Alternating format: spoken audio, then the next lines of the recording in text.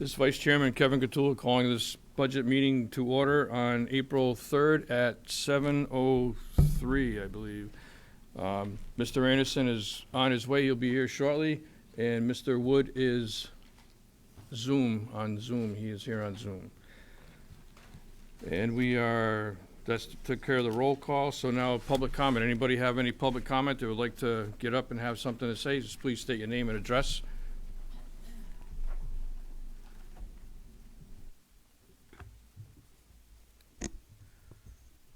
Please excuse my voice. I have a medical issue, and so my voice isn't always clear. Kathy Fedor, 107 Primrose Crossing in Dayville. And if I understood correctly, this is the time for citizens to offer information about the budget before it goes to the town meeting. Is that correct? If I may, sir, the public hearing is scheduled for April 13th, and the town council will receive information for public hearing at that time as well. They then deliberate after the public hearing by charter. They have 10 days after the public hearing to deliberate and set the number to go to town meeting. So Okay, you'll have another But opportunity. am I premature to point out anything now? The agenda item for today is budget review, so if you have comments related to the budget, you can present them tonight. Okay. All right. So I'll start with what's most important to me at this point, and that is Department page D30, Department 52, Public Health, Human Resources Subsidies. So I have a couple of accounts here. First of all, as you may or may not know, I'm a big advocate for the pantry for Friends of Assisi. And there's no donation from the town for this. And I don't have exact numbers, but there's quite a few townspeople that use this pantry. And I would think we could give something. They don't even use heat or air conditioning in their little building. And everything is volunteer. And I would like to see the town give something. Account 50276, the senior center, went up 8%. And I've personally been involved with the senior center, and I don't know if you're aware of this, but they've gone through a major management change, and they are not offering any of the services to the seniors that they used to. It's very disappointing if you just go online and compare the newsletter now to the newsletter 8 months ago. You will be very surprised. So I don't advocate any increase for the seniors, and I could get a couple of people who are going to come. In relationship with that, account 50283, TVCCA, we gave them the goal is to give a 10% increase for senior nutrition. Now, I'm assuming that senior nutrition includes the satellite nutrition at Westfield Village and the senior nutrition program at the senior center. Again, no one's going to meals at the senior center because of the environment that's changed with management. Many people are either going to other sites or they're not going at all. And just recently, the long-term employee who managed the kitchen, who is a Killingly resident, was forced out, and that was very sad, and that's why a lot of people have left. I also have a question about 50266 Killingly Business Association. We're increasing our donation to them, and I didn't know if that was just a membership fee or what, but I didn't know that we gave anything to the Killingly Business Association. Now, my second pet project is the library, and I'm wondering why the library director hasn't got a raise in several years, and I'm not sure if they're part of the union or not, but when you look at the amazing job that she has done, I don't understand why she makes so much less than everybody else in town and hasn't got a raise. I also, looking at the personnel summary, page B3, it shows that we have a reduction in the library positions. And I'm wondering if it's the same full-time equivalents and we just absorbed hours of people who retired, or if we've actually reduced positions when the library does so much for the community. I mean, for every age group, there's constantly something going on. And then on page C1, under income, account 401402, it says that the library will be bringing in income from fees and fines of $9,000. And I thought, with the waiving of the fees, is that really an accurate number? And one more thing, no, two more things, sorry. The park, if you look at Parks and Grounds, the description under Killingly Park and Rec, their primary function is to manage the fields and the parks. And the library is this old stepchild, or maybe that's not politically correct, but let's say I see today the lawn is nicely mowed, but frequently it isn't. And possibly having only 2 people in that responsible for the parks. I know there's a big increase in the summer. I just wonder if the library could have a little more attention, or maybe they need something else than what's been happening. Because, you know, a lot of people come to our library. It actually could function as an extended community library, because the other libraries are very small. And it really says a lot about our town. And the library inside has, under Claudette and Mary, really leaps and bounds. And it would just be nice if the outside was, you know, it needs pointing, and thank goodness the roof is going to be done. But there's a lot of traffic on Westcott Road, and that's one of the first buildings they see in the town. And then my other pet peeve, under Park and Rec,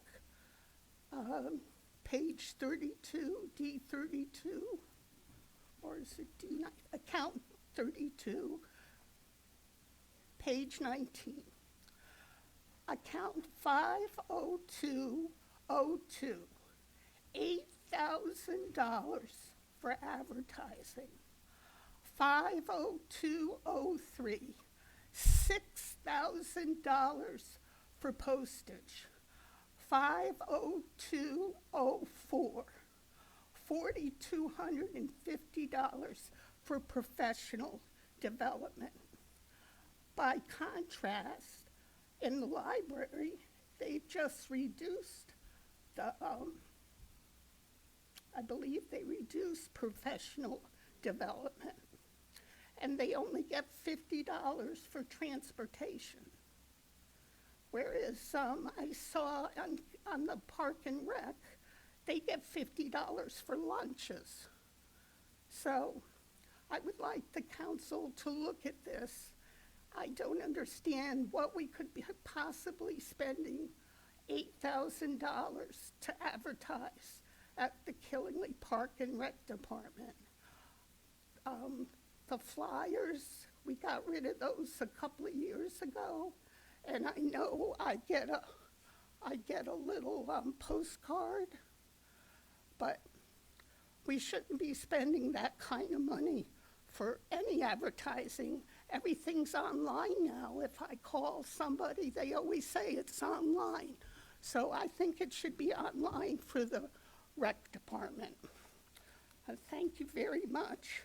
I have some more information about the senior center if you care to talk to me about it. Thank you. Nice to see you, Jason. Thank you.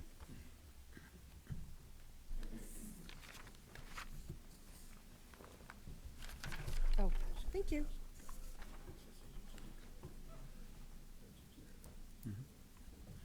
Any other public comment?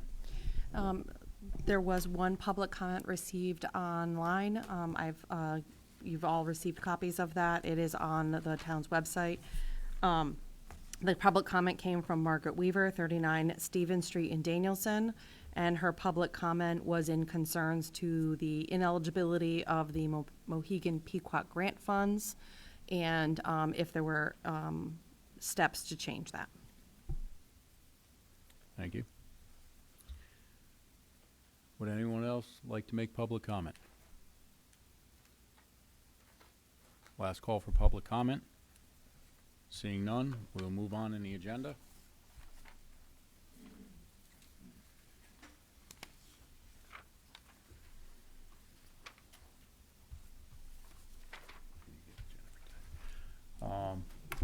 At this time, I will entertain a motion to allow United Services. United Services to be moved ahead in the agenda. I'll make that motion. Motion's been made by Mr. Randelsky. Is there a second? Seconded by Ms. Murphy. Discussion? All those in favor say aye. Aye. Aye. Opposed? Abstention? Motion carries.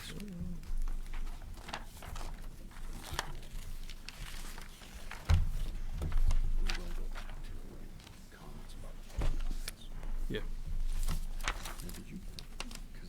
I got, there it is. There's the public comment no, letter. the agenda for today. It's a revolving one for all the budgets. It's the same. Right there. 'Cause Thank you. I had two agendas for tomorrow in my mailbox. I didn't That's have one for because today. she One is put the, revised. put the Yep. budget. Okay.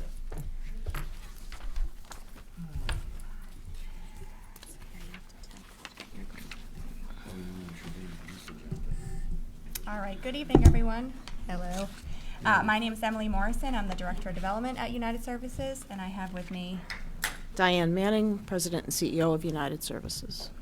so I passed around some folders. Inside, you'll see a presentation. I find it's easier to follow along than if I were to have brought a projector, as well as within your folder, a variety of brochures, a copy of the letters that were sent to Mary Calorio in December, our 2 requests for town support, and then for our Youth Service Bureau support, which I'll explain more in a minute, as well as our annual report, our newsletter, and a variety of our rack cards and brochures that explain more about our services.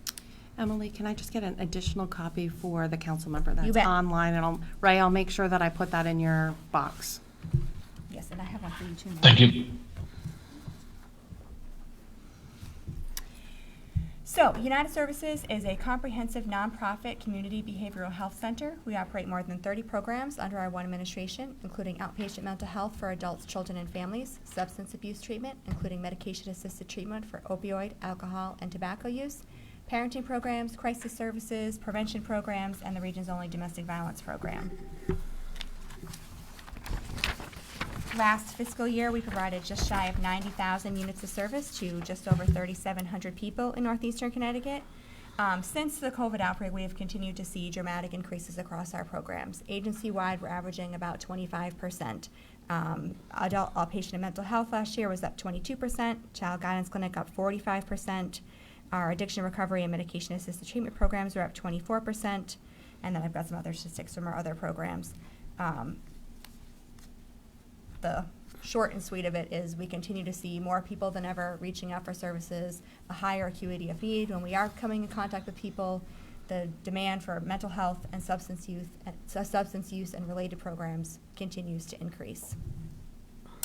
So I included some information about what's new. We have been publicizing a lot some of our latest accomplishments, so I did want to explain them a little bit for you in case you have seen the headlines. So we received federal funding in September 2021, and we launched the program in January 2022, a new program that we've called CREST, Crisis Response Engagement and Stabilization Team. So in response to the incredible increases in people experiencing mental health crises, from 2021 to 2022, we had almost a 250% increase in that program. So we had a tremendous amount of people experiencing crises and then needing help connecting to services and stabilizing and coming out of the crisis. So we wrote a federal grant, and we're lucky enough to be awarded it to launch this new program. So it stays with people up to 6 months after a crisis, helping them to engage and stabilize in outpatient treatment. In the first 9 months of the program, we served 223 people. It's an innovative program that a lot of people in the state and elsewhere are interested in replicating. We're very proud of it. It's been a great addition to our service and a much needed part of our service system. We applied for a congressionally directed spending project to add integrated primary care to our program. This is something that we've wanted to do for a long time. Agency-wide, only about 24% of our consumers have an identified primary care physician within our electronic health record. We have a lot of people who use urgent cares and hospitals for their primary care. It's not a good use of taking care of their health or our healthcare system resources. So we wanted to bring primary care to help one location for people to care for their entire health. So we were awarded funding last year, and for the current federal budget, and the program is set to launch in May. We also started last year earlier this year. Was that right? Which one? Crisis? That's true. Yes. Yes, early 2022. Crisis, all caps. We did not make up the name. It was a pilot program that started in Troop E out of Montville, and it was expanded to Troop D by legislative action.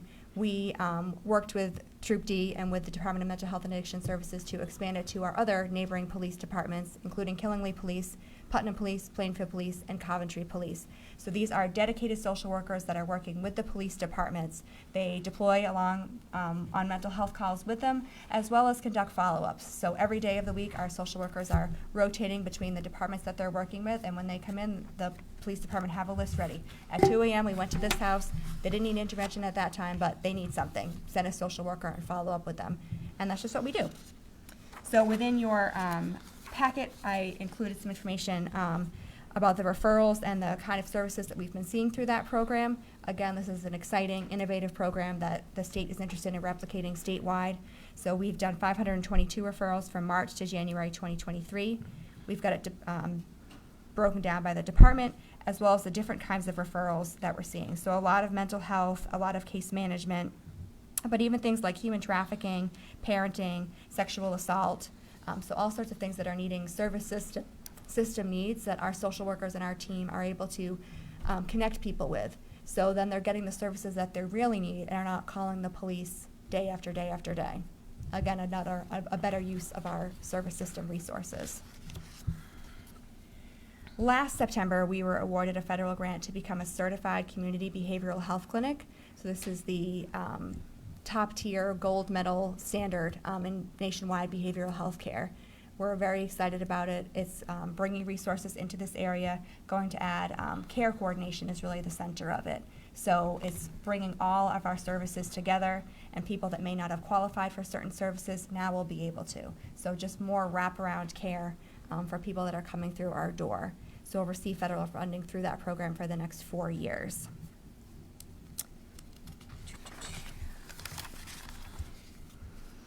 And so now, to explain all of that, so I've talked a lot about federal funding. United Services has always worked to identify the needs that are in our community and find a way to meet them, and federal funding has been the way that we have done that. So by its criteria, it cannot supplant or replace, cannot supplant or replace the state funding or the existing programs that we have. It's meant to for new and innovative programs, which is just what we have done. It does not replace any of the funding that we already had. Our one additional new program, which we contract with Connecticut Council of Family Services to deliver, is the Screening Connecticut's Youth Program called SKY. So this is a program that implements a evidence-based mental health assessment on youth together with their family to identify needs that they may have and then refer them to services. So this program just launched in January, and our caseworker has done 21 assessments since that time, and then referrals to services. So that's all about us. Now I'm going to get to our request. So in December, we sent a letter to Mary with a standard letter explaining, as well as a listing of services. So you'll see that if you're following along with our presentation, that's this grid with a whole bunch of numbers there.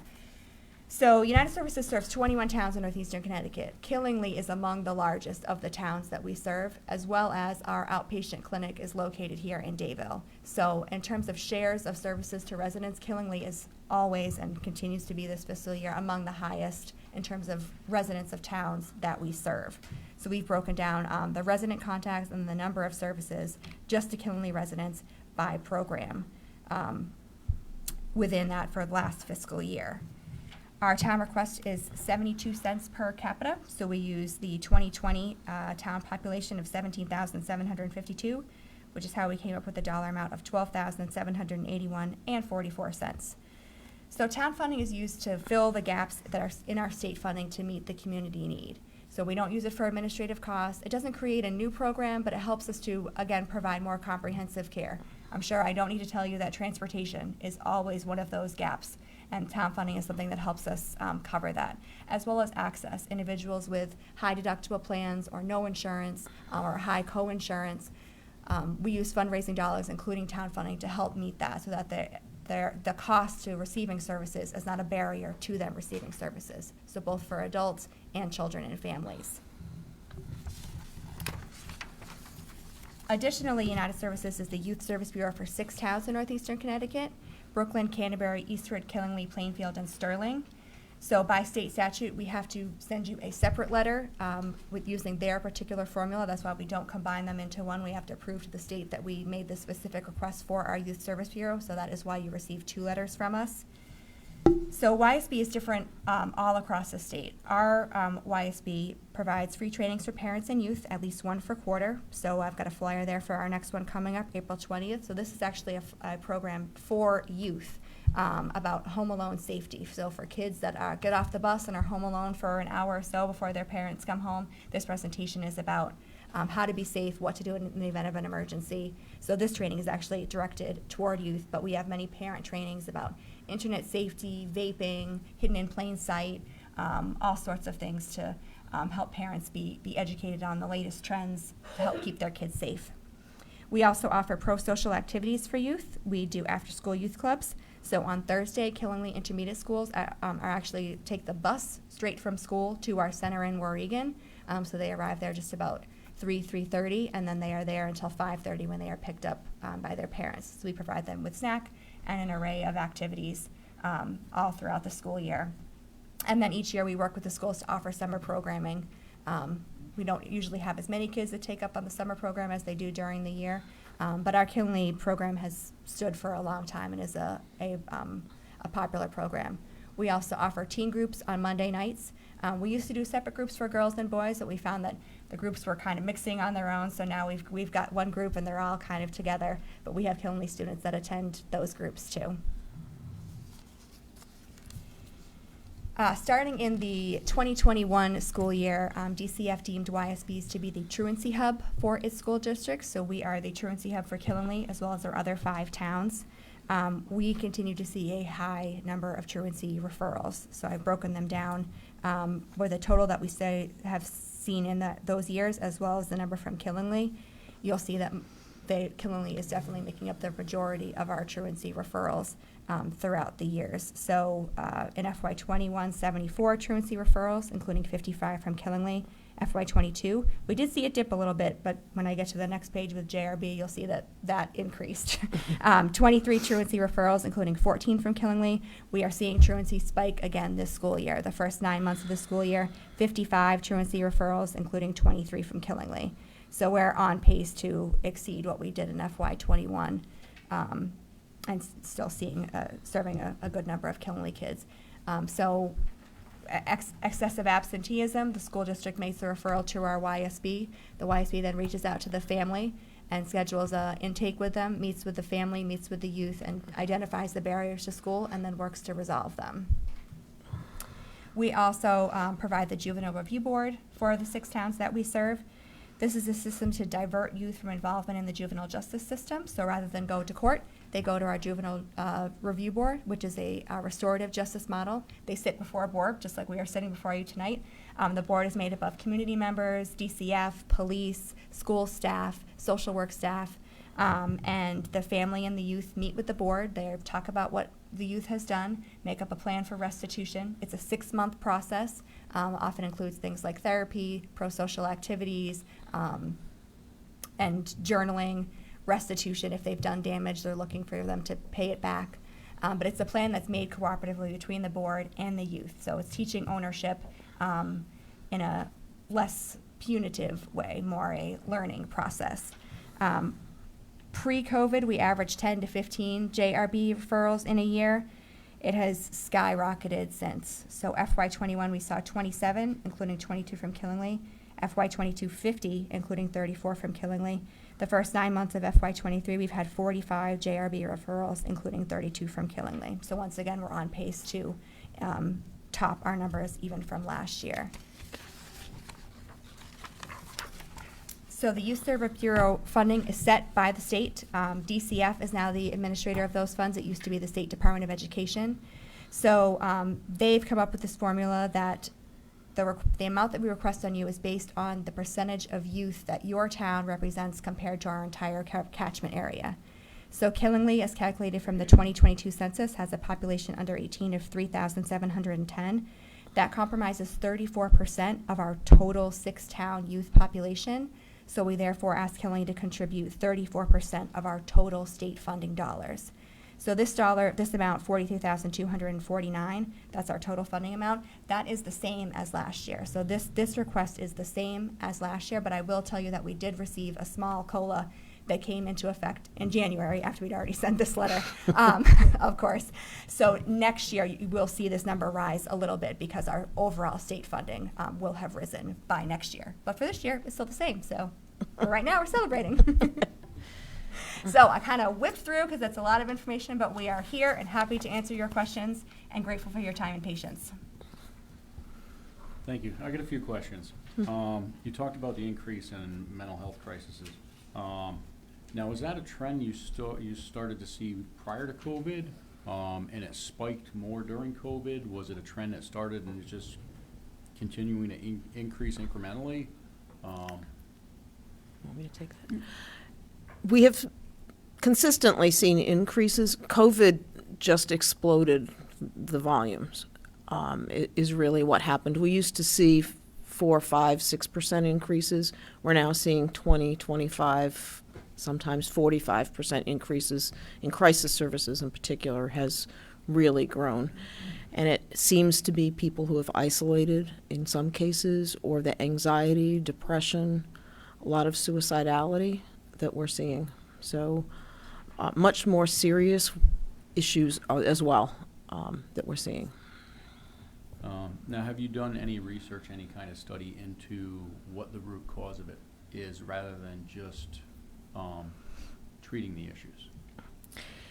Our models actually really do look at trying to avoid just dealing, and that's one of the reasons why we developed the CREST program, for instance. The old way of dealing with a crisis is you would see someone, determine whether they were a danger to themselves or others or gravely disabled, send them to the hospital or tell them to make an appointment. And that would be the end of it. The CREST model, we essentially say, what do we need to do to have you solve the problem that had you go into crisis today?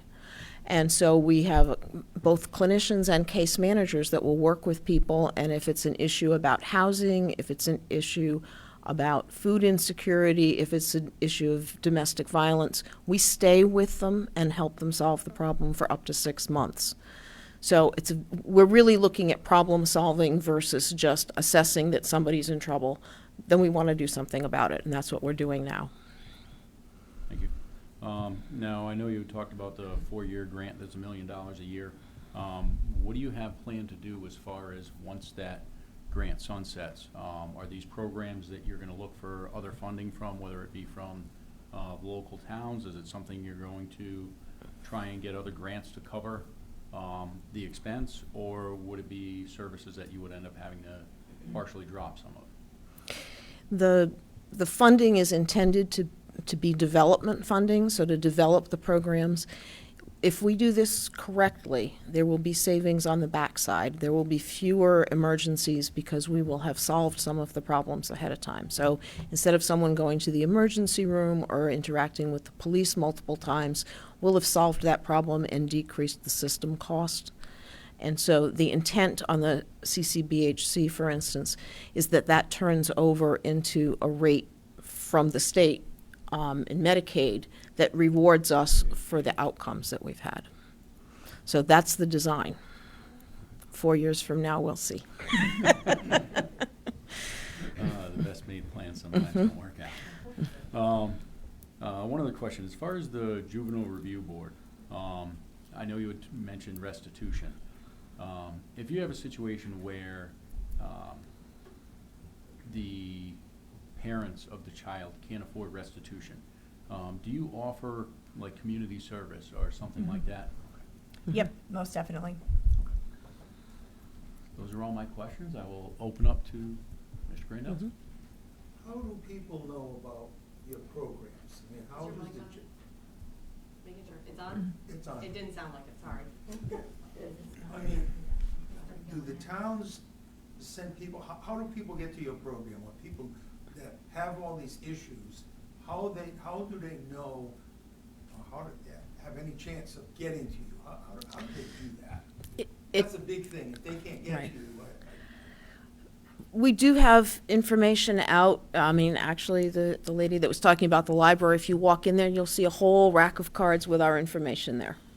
So we're out in the libraries, we're in the school systems, we're in the senior centers. Our staff go to the senior centers and meet with people there.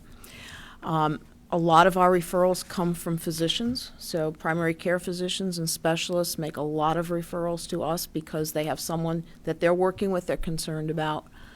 We get referrals from the police, we get referrals from family members and friends and neighbors that are concerned about the people that live next to them, because we have the option of reaching out and saying, we heard you might have a problem, would you like some help? Sometimes people say no, sometimes they say yes. But we'll work with anyone that's willing to work with us. And so it's just a whole different range of ways that people can get to us. We have no wrong door. And all of our staff are trained to look at, if they're not the right person to help, who is. And if it's not us, we also take the responsibility for referring to whoever it might be that can help. And if you call 211 and you say, I live in Killingly and I have a mental health issue, they're going to pull up a list of providers, of which we would be one of them, too. So if you're... There are people out there who need your services, really need it, and they're the ones that maybe on their own they don't know enough. It's other people advocating for them to send them to you or what have you. Right. a lot of need at a level that they're not aware of anything that's going on. We work closely with Access Agency and the other shelters. We have staff that visit the shelters daily, interacting with people who are experiencing homelessness. I mean, we definitely try to make it so that anybody who needs us knows where to call. But of course, it's a moving target. It's something we're always evaluating and looking at and figuring out new ways to make sure that when you need us, we're here. You'll find us at the festivals, the tables. There'll be tables with materials there. We're at the school events, so that people can find us there. There's lots of ways to find us. Everything we do is voluntary, so people can accept services or not accept services. That's their choice. Mr. Whitehead. What towns do you service? Oh dear. It's 21 towns, all of Windham County, as well as 3 towns in neighboring counties. So 2 towns from Tolland County, so that's Mansfield and Coventry, and then 1 town in New London County, which is Lebanon. So you're saying in your truancy, out of 74 referrals, 55 came from Killingly? So the truancy program only serves 6 towns: Brooklyn, Canterbury, Eastford, Killingly, Plainfield, Sterling. So yes, of those 6 towns, the most came from Killingly. Yes, And the single most. juvenile review, Yep. that's the same 6 towns? Mm-hmm. Yep. Again, of those 6 towns, Killingly and Plainfield are the 2 largest. So that is where we see the majority of the other schools are much small, and towns are much smaller than yours, so have fewer kids and fewer proportional potential for issues. While we're on that, I have a question. If, let's say it's a student at Killingly High School who lives in a different town, doesn't live in Killingly, does that count towards these numbers? That is an excellent question. Because they go to school here? Actually, the JRB and the YSB is determined by your town of residence. So if they are a Killingly student and they live in not one of our 6 towns, they will be referred to a different JRB. Sorry, Andy, didn't mean to interrupt. No, that's. But the same would go for if they go to NFA and they live in Killingly, they'd be referred to our JRB. You mentioned this money that you're requesting doesn't go to administration costs? Nope. So what is your typical administration budget as opposed to health budget? Our central administration runs about 8%. So it's covered by the federal and state grants. And do you get reimbursed for a majority of these services from the state? If you provide mental health, don't you get reimbursed from the state for that? Or insurance? We do for outpatient treatment, but we do not get reimbursed for any of the case management that goes around that. So just for the visit. But then, for instance, if we're working with a child and we have to reach out to their pediatrician and we have to reach out to the school system, we don't get paid for any of those services by insurance. So what does this money actually do for you guys? What does the funding actually go to? What's Most of it is case management. For instance, with the JRB, we have staff that are working with the families and going out, making sure that if the students are doing restitution, that they're out there doing their volunteer time, helping them find the volunteer time. In the case of outpatient, it's the case management, making sure they get to the level of care, following up with them if they don't show up at appointments to make sure that they're okay, those types of things that clinicians don't do. They're kind of office, seeing people one after another, but all the follow-up that has to happen. And that's not reimbursed by the state? It's not part of by the insurance state? coverage. Any funding or any state funding that's not paid for? There I'm just is, curious why you need the money from the towns.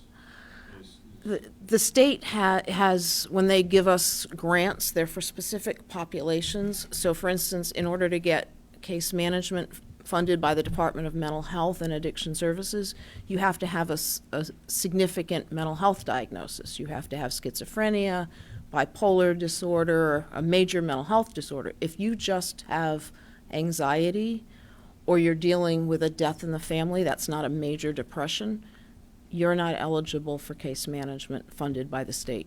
because they only cover major mental illness, and those are not considered major mental health diagnoses. But if you're feeling like you just can't get it together after a death of a loved one, that feels pretty major to you, and you need the help. And that's not covered by insurance? That's not covered by insurance, no, no. The For the- treatment would be, but not the case management, not coordinating all of that care, not perhaps picking you up and getting you to the visit. That's not going to be covered. For the Youth Service Bureau and the Juvenile Review Board, we receive state grant funding for those programs, and the state mandates that we request a cash match dollar for dollar from our towns. So that is what that request is. But I will tell you that we currently have 2.5 staff members working in that program. We've added an additional half-time person just to meet the need, and we did that with private grant funding because we had to. The number of kids that we were seeing coming in those programs, there weren't enough hours in the day of our staff people to be able to do the case management, to be able to do the truancy support, the juvenile review board. So we went to a private foundation and said, we are seeing so many kids coming to us with mental health needs, and we need extra staffing to provide it. And we were lucky enough to get that funding. So we've even gone above and beyond what the funding that we have for this program because we've had to. And that's what United Services does. You know, we are here to provide the services that are needed to our community, and we find a way to make it happen. So your town, I mean, your youth services in Warren, what kind of programs do you offer, and what's the curriculum like? I wouldn't say it's always a structured curriculum. So they do youth clubs, after-school programs 4 days a week, Monday through Thursday. So it's teens on Monday. There's a Brooklyn group, a Plainfield group, and then a Killingley group. And I think we have a couple students from Eastford and Sterling that join a couple of those groups.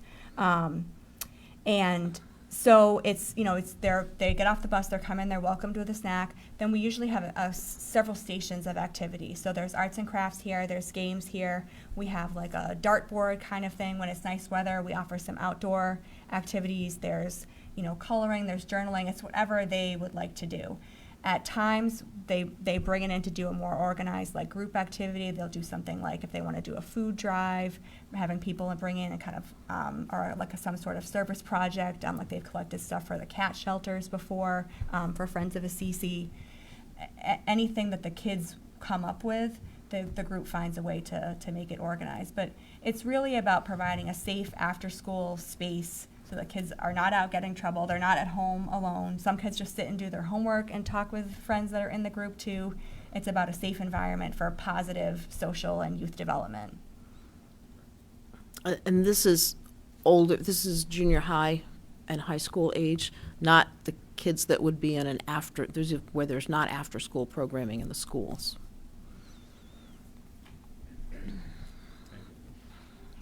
Hi. So, correct me if I'm wrong, but I remember years ago, the Warrigan, when that was started, that was for kids with autism, right? Wasn't there an autism-based program? Is that still going on? No. What happened? No, it was something that we tried. It's not a specialty that fits well with us, and so we work very closely with the ARC that does more of the autism programming. So we may work and do therapy, the psychiatric side of that, but the day programming that we were doing is much better done by the ARC, and so we backed out of it. It didn't make sense for us. I had heard good things about it when it started. So. It was good, but it was not something that was sustainable for us because we needed some specialty staff we didn't have, and it just made more sense to have somebody that was good at it do it. So. Your crisis program, Mhm. the acronym crisis, did that come out of the police accountability bill? No, it actually Was came that out of some prior to- opioid funding.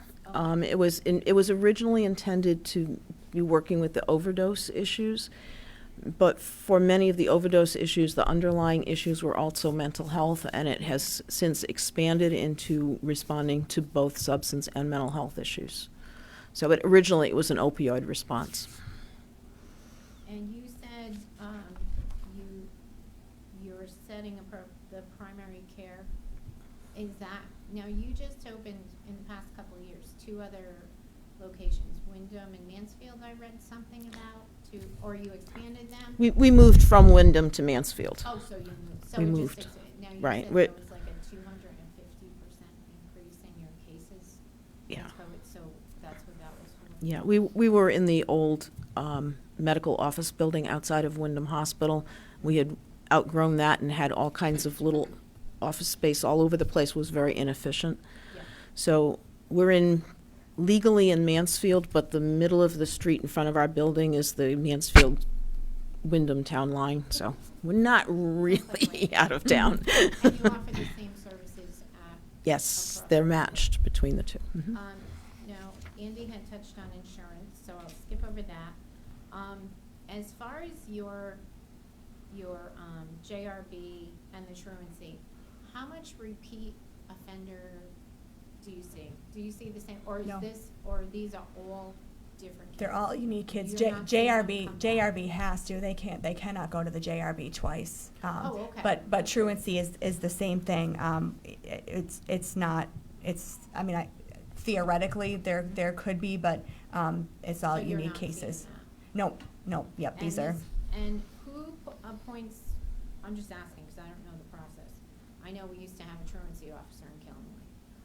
So who puts is that the state of Connecticut that makes you guys JRB? yes, DCF, made the YSBs the truancy hub for the school districts. So we are the truancy hub for the 6 towns that we serve. And so is that the case across the state in different locations? Mhm.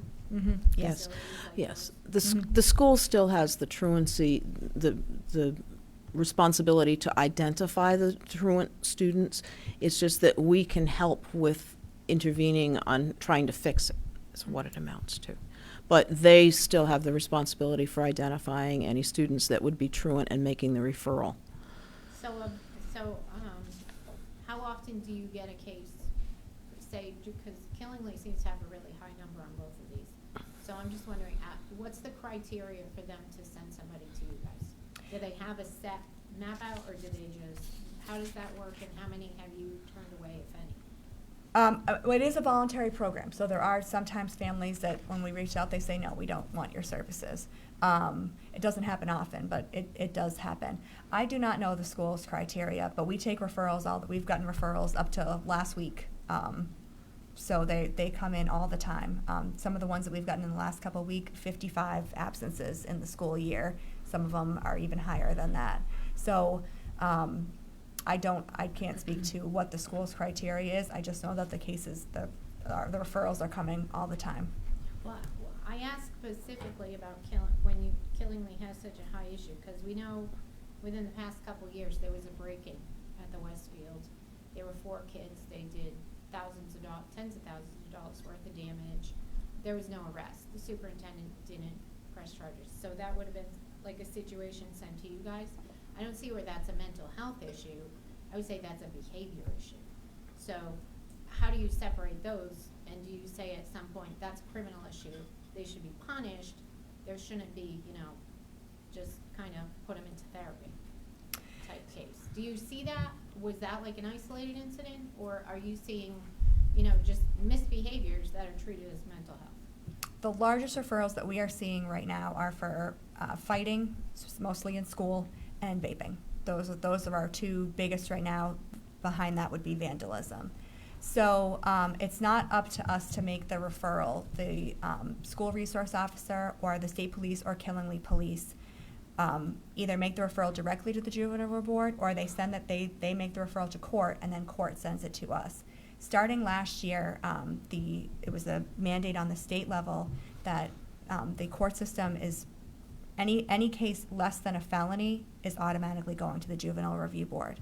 So if they are charged with anything less than a felony, it's coming to us per court. So even if the police send it to court, court just then sends it right over to us. So in a situation where it's in the school and they do damage, it's up to the superintendent that would have to press charges, correct? Mhm.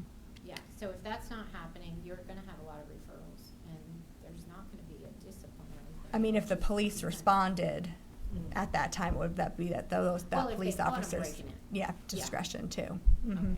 thank you.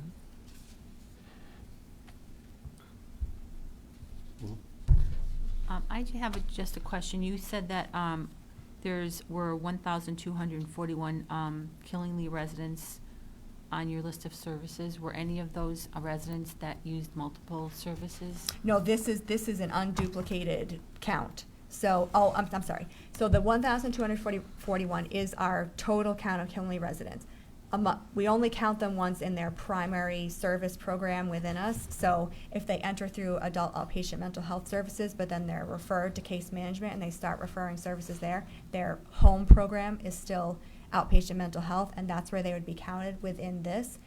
We do have a large percentage of our clientele that receive services from multiple programs. That's the way United Services is designed, to wrap around and provide you the support that you need from within our agency. You know, we have a large variety of programs to address as many needs as we possibly can for the individual. So of that 1241, many of them probably receive multiple programs, but they're not counted twice in that report.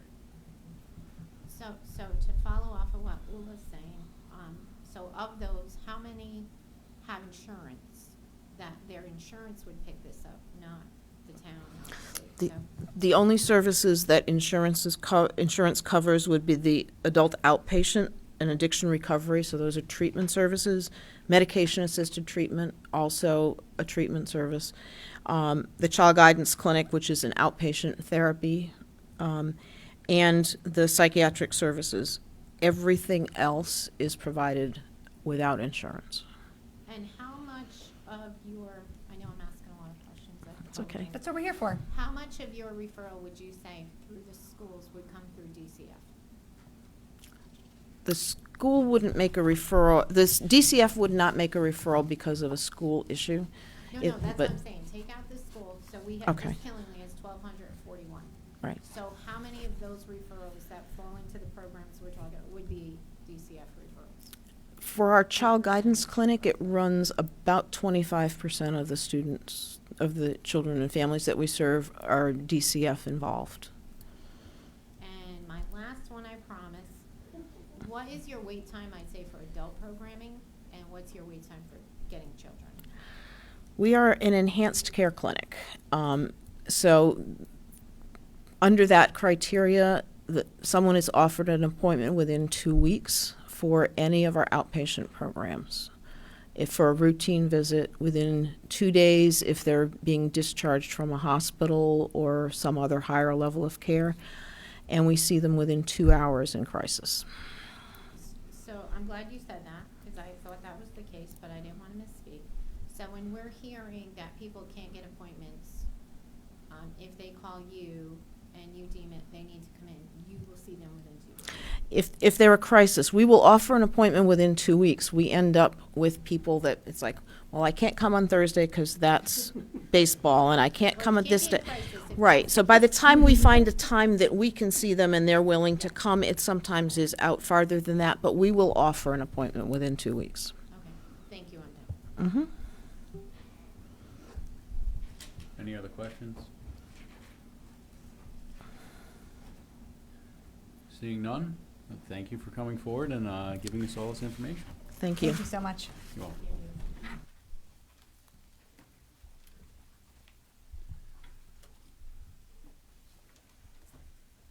At this time, we will move to council comments regarding our public comments, because we skipped forward in the agenda.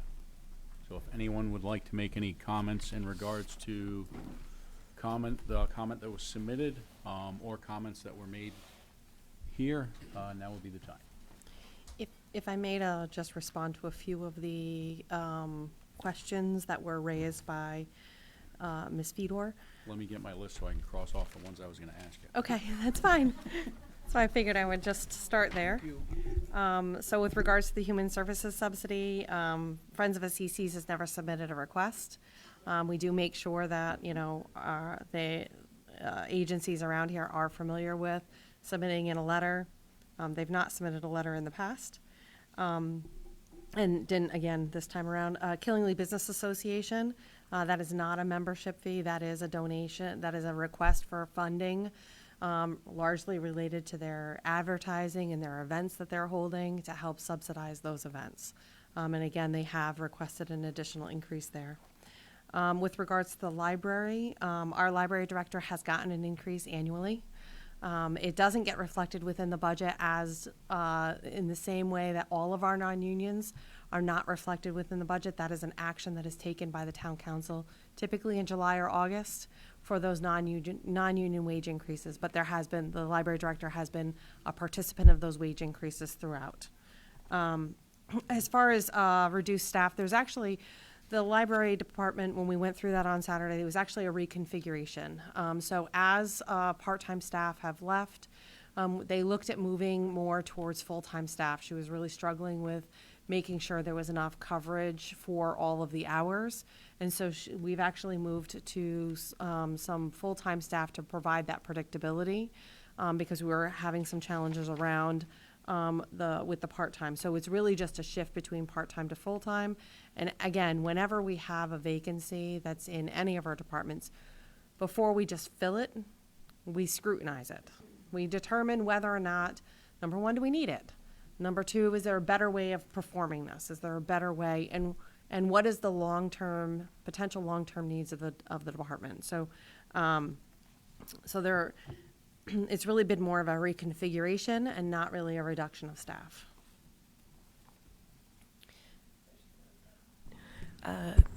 So on the reconfigurations, Mary, like in the future, like maybe next year for the book, I find that myself and some other people look at that number. Remember I said the other day, what am I looking at, the increase and the reconfiguration? It would probably be good to say like 1.5 and break down, here's your real staff person salary and here's 30% of the other person, because it's hard for us to see. We see a reduction in staff and then we see an increase perhaps in the thing. So maybe next year it'd be better, easier to understand. Okay, so maybe we can talk about what your thought process is around including that, so I make sure I capture it correctly. With regards to income, so the library, yes, has gone fine-free, but that doesn't necessarily mean that they're not collecting anything. There's a lot of fees that they still collect on, and after they go through a certain period of time, if it is deemed a lost book, then there is a lost book fee that the individual still has to pay for losing and not returning the material, which, by the way, we've not seen any increase. Actually, they still see the same early rates of return on their material, so we've not had any problems with material not coming back to the library. And based on current trends, 9,000 is the correct number, an accurate number for that revenue. With regards to the facility itself, so the library for years had been contracting with an outside company to do lawn management and taking care of the that center island flower bed, if you will. That company really ran into some challenges last year. They were really unable to perform, and so we have moved that under the Parks Division. So Parks Department is overseeing and managing the library maintenance, and they are going to be working with some volunteers around that, that front, the center island, if you will, over by the community room, that lower part of they're going to be looking to try and do some heavy revamp of that. It's kind of gotten fairly overgrown. So Bruno's been assessing that Bruno's in our Parks Department, assessing that to determine what is the best installation to go in there, because you don't really want to put something in that's going to require a whole bunch of weeding, right? Remember, in our Parks Department, we only have two full-time staff members. We only have 2 seasonal staff people. So there's a lot of ground that they cover, and so they are very cognizant of what vegetation they plant, so that way it is not super challenging to maintain and upkeep, and it's not super aggressive on needing watering schedules, because they can't always get over there to water. So Parks and Ground is managing that area. Last year we did remove all of the bushes that were along the front-facing side of the library, down the parking lot in the front. We did remove those. And so we've started to kind of clean up those spaces. And then as far as Parks and Recreation, advertising, and postage. So the previous rec director had moved to a card for the, or, you know, a postcard, if you will, which did still have postage costs to send out that postage card. However, we've gotten a lot of feedback, especially in our senior programming, that they really struggle with the card and trying to figure it out. They really like the brochure. So we've gone back to the brochure as well. So we're doing the brochure still, trying to do that as effectively as possible. And typically, the way that the brochure typically works is Chase Graphics actually sells advertising to offset the cost of the printing. So all the town has to pay for is the postage to get it out the door. But with all of our events, there is still a fair amount of advertising. You know, it goes on Winnie, it goes on, you know, they put things in the Turnpike Buyer or in the Villager, right? So there's still a lot of additional advertising they look to get done to make people aware of the programs that are happening. And that's what that is. And that is what that is for. So those were kind of just some of the touch points I wanted to acknowledge and review.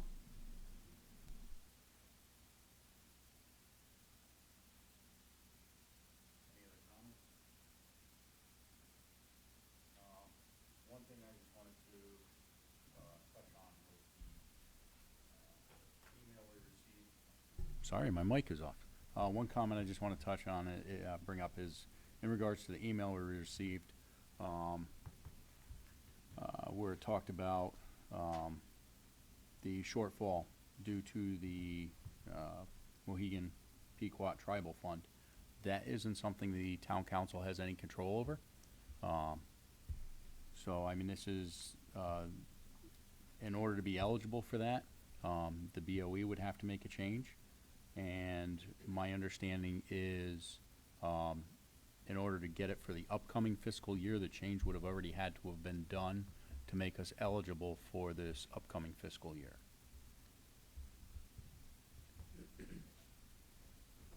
Any comments? We can't get in a position of counting on grant money, no matter what it's for. It's not guaranteed anyway. This particular one it has a history of being guaranteed, but that could change any time, so we shouldn't be counting on any grant money. Thank you. Any further comments? Seeing none, we will move on to the budget presentation. Sure. So we left off on Saturday. We finished up department number 42. So we are at page D27, and we are at department 43, law enforcement.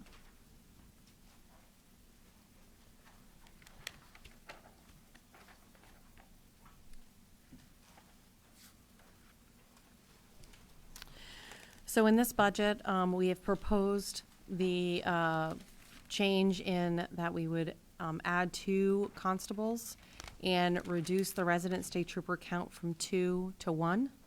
And that does provide some savings to the budget. But this budget we did also roll into this budget the armed security officers, which is being fully reimbursed by the Board of Education.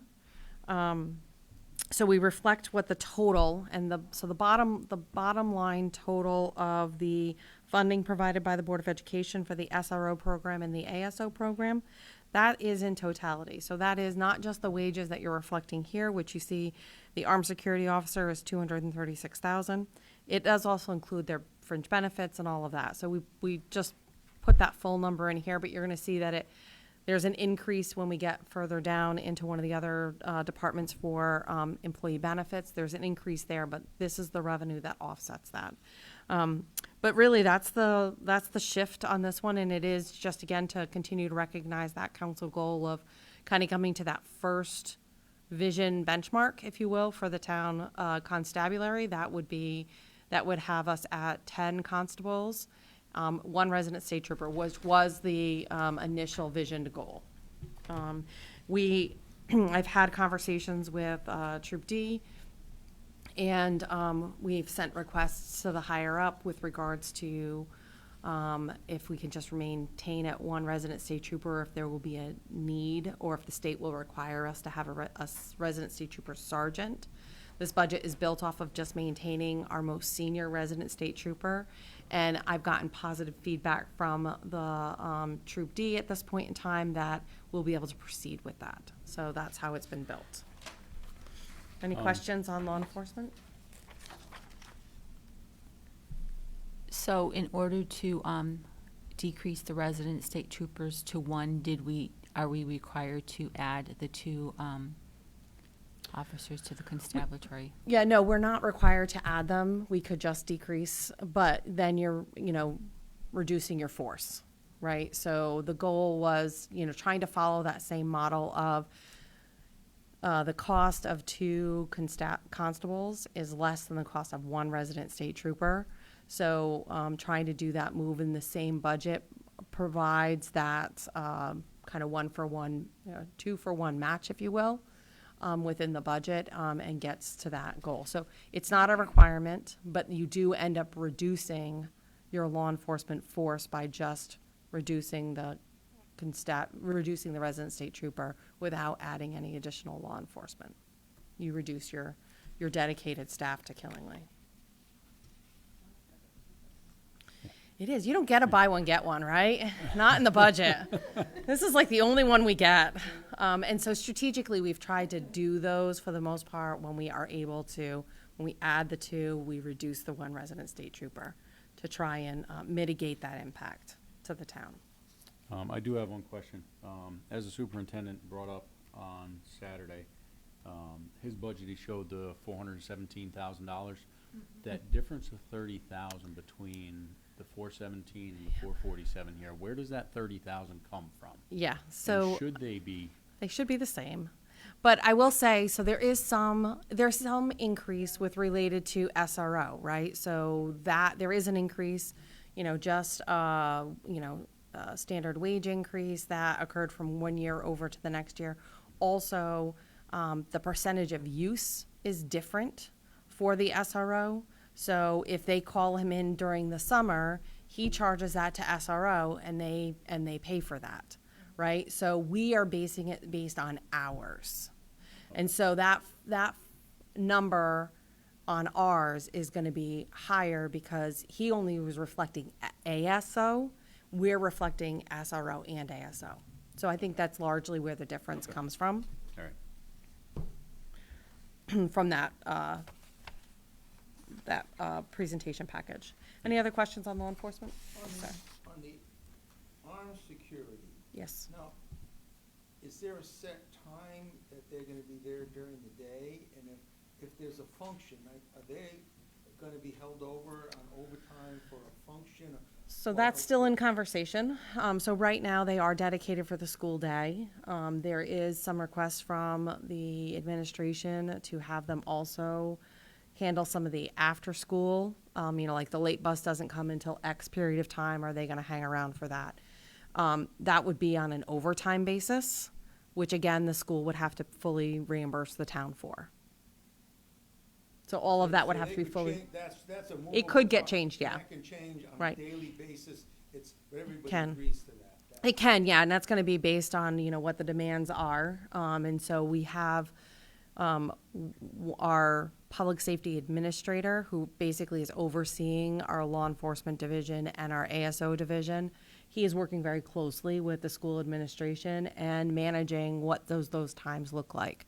So he's being very close on what are their asks and what are, making sure that we are addressing the true needs, and not overburdening the staff, because, you only have one slated per building. And you could very quickly, overtax your, one staff member that may have to pick up, a lot of additional hours. So they're being cognizant about that, and they're trying to work through that with the administration. But if there are issues, our constabulary can go. They respond. There will be. They respond. So our SRO is still in the building, so he rotates, but predominantly, he's usually between two of them upper level schools and then rotates to the lower schools. They respond. So the ASOs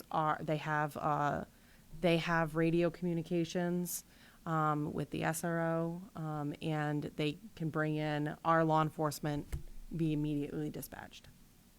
So that's having the ASOs there, there's a quicker response if Yes. something's going on. It may Yeah. be more than they can handle, but someone's there, get a quicker response to get law enforcement out. Right, and the two that we've hired thus far, they both have a long state PD career. They are both very, very trained in emergency response. And so we know, we have every confidence that they are going to respond to whatever situation might be occurring. Because, there's a lot of things that can occur, even if it's, a fight in the cafeteria, that's still something that has to be responded to. It's not just necessarily an intruder coming in, but rather there's, other situations that occur. They are definitely going straight for response. So we have full confidence in the ones that we have on board, and we are in the process of we're getting ready to schedule interviews for a couple more applicants that we've received. So we're hopeful that we'll be able to get them onboarded and rounded out before the end of the year. But again, it's only one per building, so if somebody calls out sick, No, that's. but, any other questions on law enforcement? Seeing none, we'll go to the next one, Law Enforcement Administration Building. So, we have gotten word from the seller's attorney that we will be able to, we're able to start working with the closing attorney from the seller. So we're gonna be in the process of going through that closing. We should be hopefully closing within the next 30 days or so on that building, and then we'll move into the renovation phase of that property in order to be able to move the administrative offices over to that space. If you recall, there was a decrease in the town hall budget earlier on that we discussed on Saturday, and that was because now this building will actually able to go into like a sleep mode over the weekend. We're not going to be having staff in here all weekend long, so there was about a $10,000 savings there. So that we pick up some of those costs here. So I think when we were going through this process, I expected about between a $10,000 to $15,000 additional cost to the town for the operation of this building, and that's where I really think we're going to land. So that building is going to be about $24,000, but again, we had about $10,000 in savings from pulling the pressure off of this building. Any questions on that one? Seeing none, we'll go. And I'm Yep. sorry, Mary, when did you say this is gonna be ready? So hopefully we'll be closing in the next 30 days. We'll then go into renovation. Renovation will probably take us a few months. We have to do some design development and then go into the renovation. So my hope is that we'll be looking at moving in there by late summer, early fall. So with that, when we're talking about the ASOs and the SROs, and they're gonna be a lot closer to the schools across the board. Yeah, our law enforcement will be, Response time, yeah, much closer. Right down the road from several of them. Very close. The next budget is community development. So this is, this budget, we really had, the only proposal really here or change is, overall, there's a decrease to the budget, but we shifted, we had in the current year budget a full-time project coordinator. As we've gone through the year, we haven't filled that position. I'm actually looking to try and fill that as a admin assistant as opposed to a project coordinator, because a lot of the inspections, we've been contracting out for those. So that's why you see the change between project coordinator and contractual services support. It's really shifting.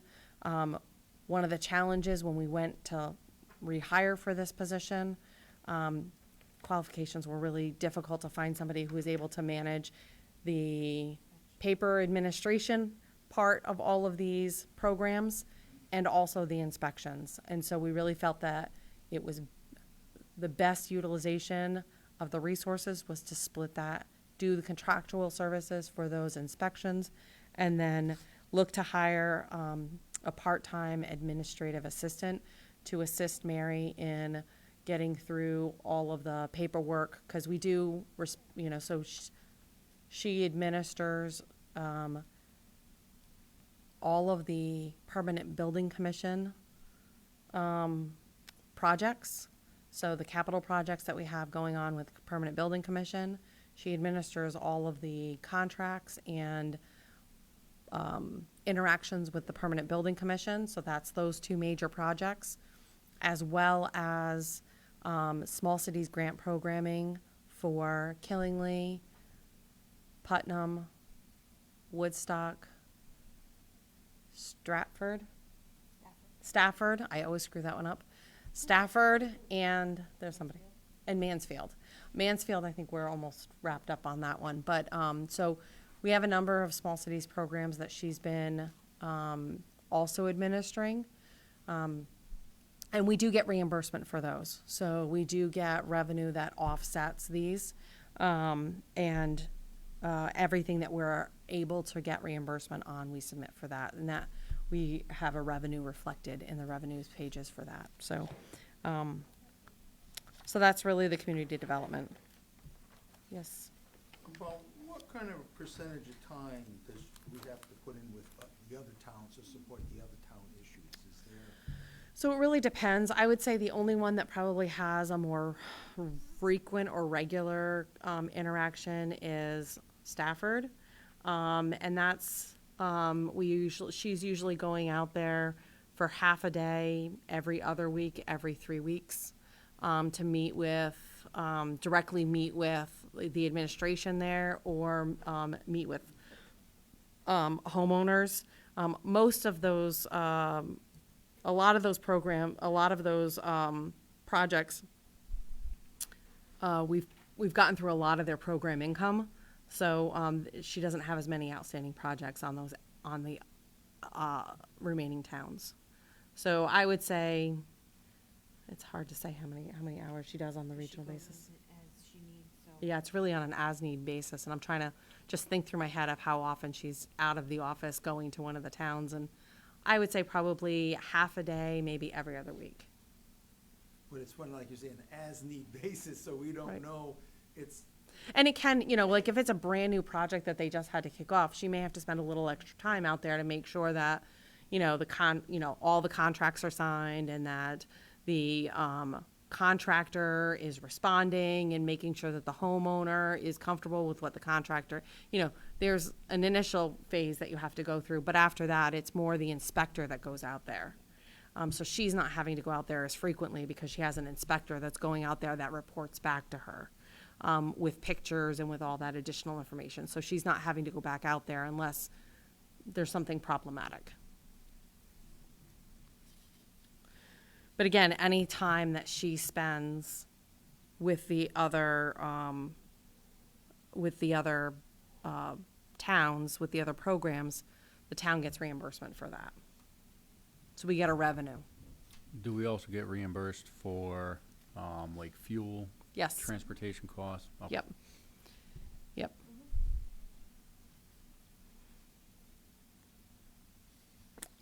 Any other questions on community development? Seeing none, we'll go to human services subsidy. And again, human services subsidy is, you all received that black binder that had all of those requests in it. All of those requests I deliver directly to the town. I don't make any decision factor around those. Those come directly to the town council.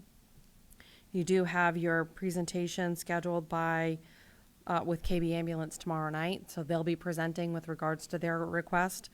And then obviously the other significant increase in this one is NDDH. And we did reflect in this $1.75 based off of the presentation that you, the interaction that you had with NDDH at your previous meeting. So instead of reflecting, you'll note in the department column, that reflects the letter number, the letter request, the request that came in at the $3.25. I've taken the reduction in the town manager's column, based on the information that was relayed from the director at that time, that It was down to $1.75, and they were still looking to see if they could go lower. So those were the two major increases. Many of these, like the 911 emergency dispatch, a lot of them are per capita basis. So it's all based on per capita cost that they flow through. So any questions on this? Seeing none, we'll go to employee, yep. We had some issues with the 911 dispatch that came up earlier. Do they go through training that they know how to react to? It's like it was, when my tenant's experience was not a very good situation. Yeah, And I'm familiar with that. whether it's new people, So I will say that the 911 dispatch, they do regular trainings. When they onboard somebody, they don't just turn them over into dispatch and say, here, figure it out, right? They have very intensive training programs that they put their staff through, and continuing training that they do with staff. And, you know, I think I know which incident you're referring to, and sometimes people just make a mistake. But yeah, so I will say, you know, in talking to our officers, our law enforcement officers, they've been very supportive of QV 911 dispatch. They feel that they have really good communication with them, and that calls are dispatched appropriately when they're coming out of, you know, QV. QV activates the right resources, right? Because that's what really happens. They activate the resources. So then they may be, you know, a call may get transferred down to Troop D for PD response, or to one of the fire departments, or even to the highway department. The QV dispatch calls in the highway department. They'll call our highway director and the assistant director when it comes to you know, unsafe road. They'll dispatch. So I've gotten a lot of positive feedback from those groups that they feel that they get adequately and correctly dispatched, and that they are QV's been responsive. So now, in some issues, if we have new people on the dispatch, in a while back in the town, we were looking at roads that have similar names. Like, we have a number of Yes, we main do. streets in Killen. We still have a Main Street in Rogers. Yep. Though officially, Rogers Corporation just changed that name to One Technology Drive. But as far as the tax records downstairs, Rogers' bill is to Main Street. something Main Street. Yep. And maybe in some of those areas, if we could, you know, they're nuances, but I don't know. yeah, that's an avenue that we really, you know, that's kind of been on the radar of how do we begin to approach that, because we do have a lot of duplicate names. So North Street, North Road, Griffiths Road, Griffiths Street with an apostrophe, right? We have that all throughout town, and you know, what are our steps? So that's something I haven't had the opportunity yet to really research, what steps the town or the town council would take in determining, you know, which road gets to keep the name and which road has to change the name. You know, people get really married around their names of their street, right? Like, especially when they've, you know, generationally been on those streets for years and years, right? So that can be a challenge as well. So I haven't had an opportunity to research on the legality side of what would have to take place.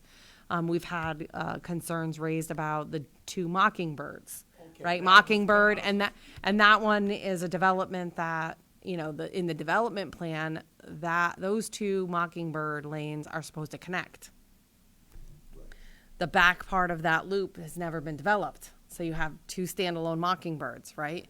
And if you're a first responder and you're not aware that there's another Mockingbird, you know, one street over, it can be challenging, right? So that is something that I need to be able to take some time and figure out the legalities on how that works. And some of these are in developments that aren't town roads, right? So what's the town's purview in, making a change to, a housing development that isn't town roads?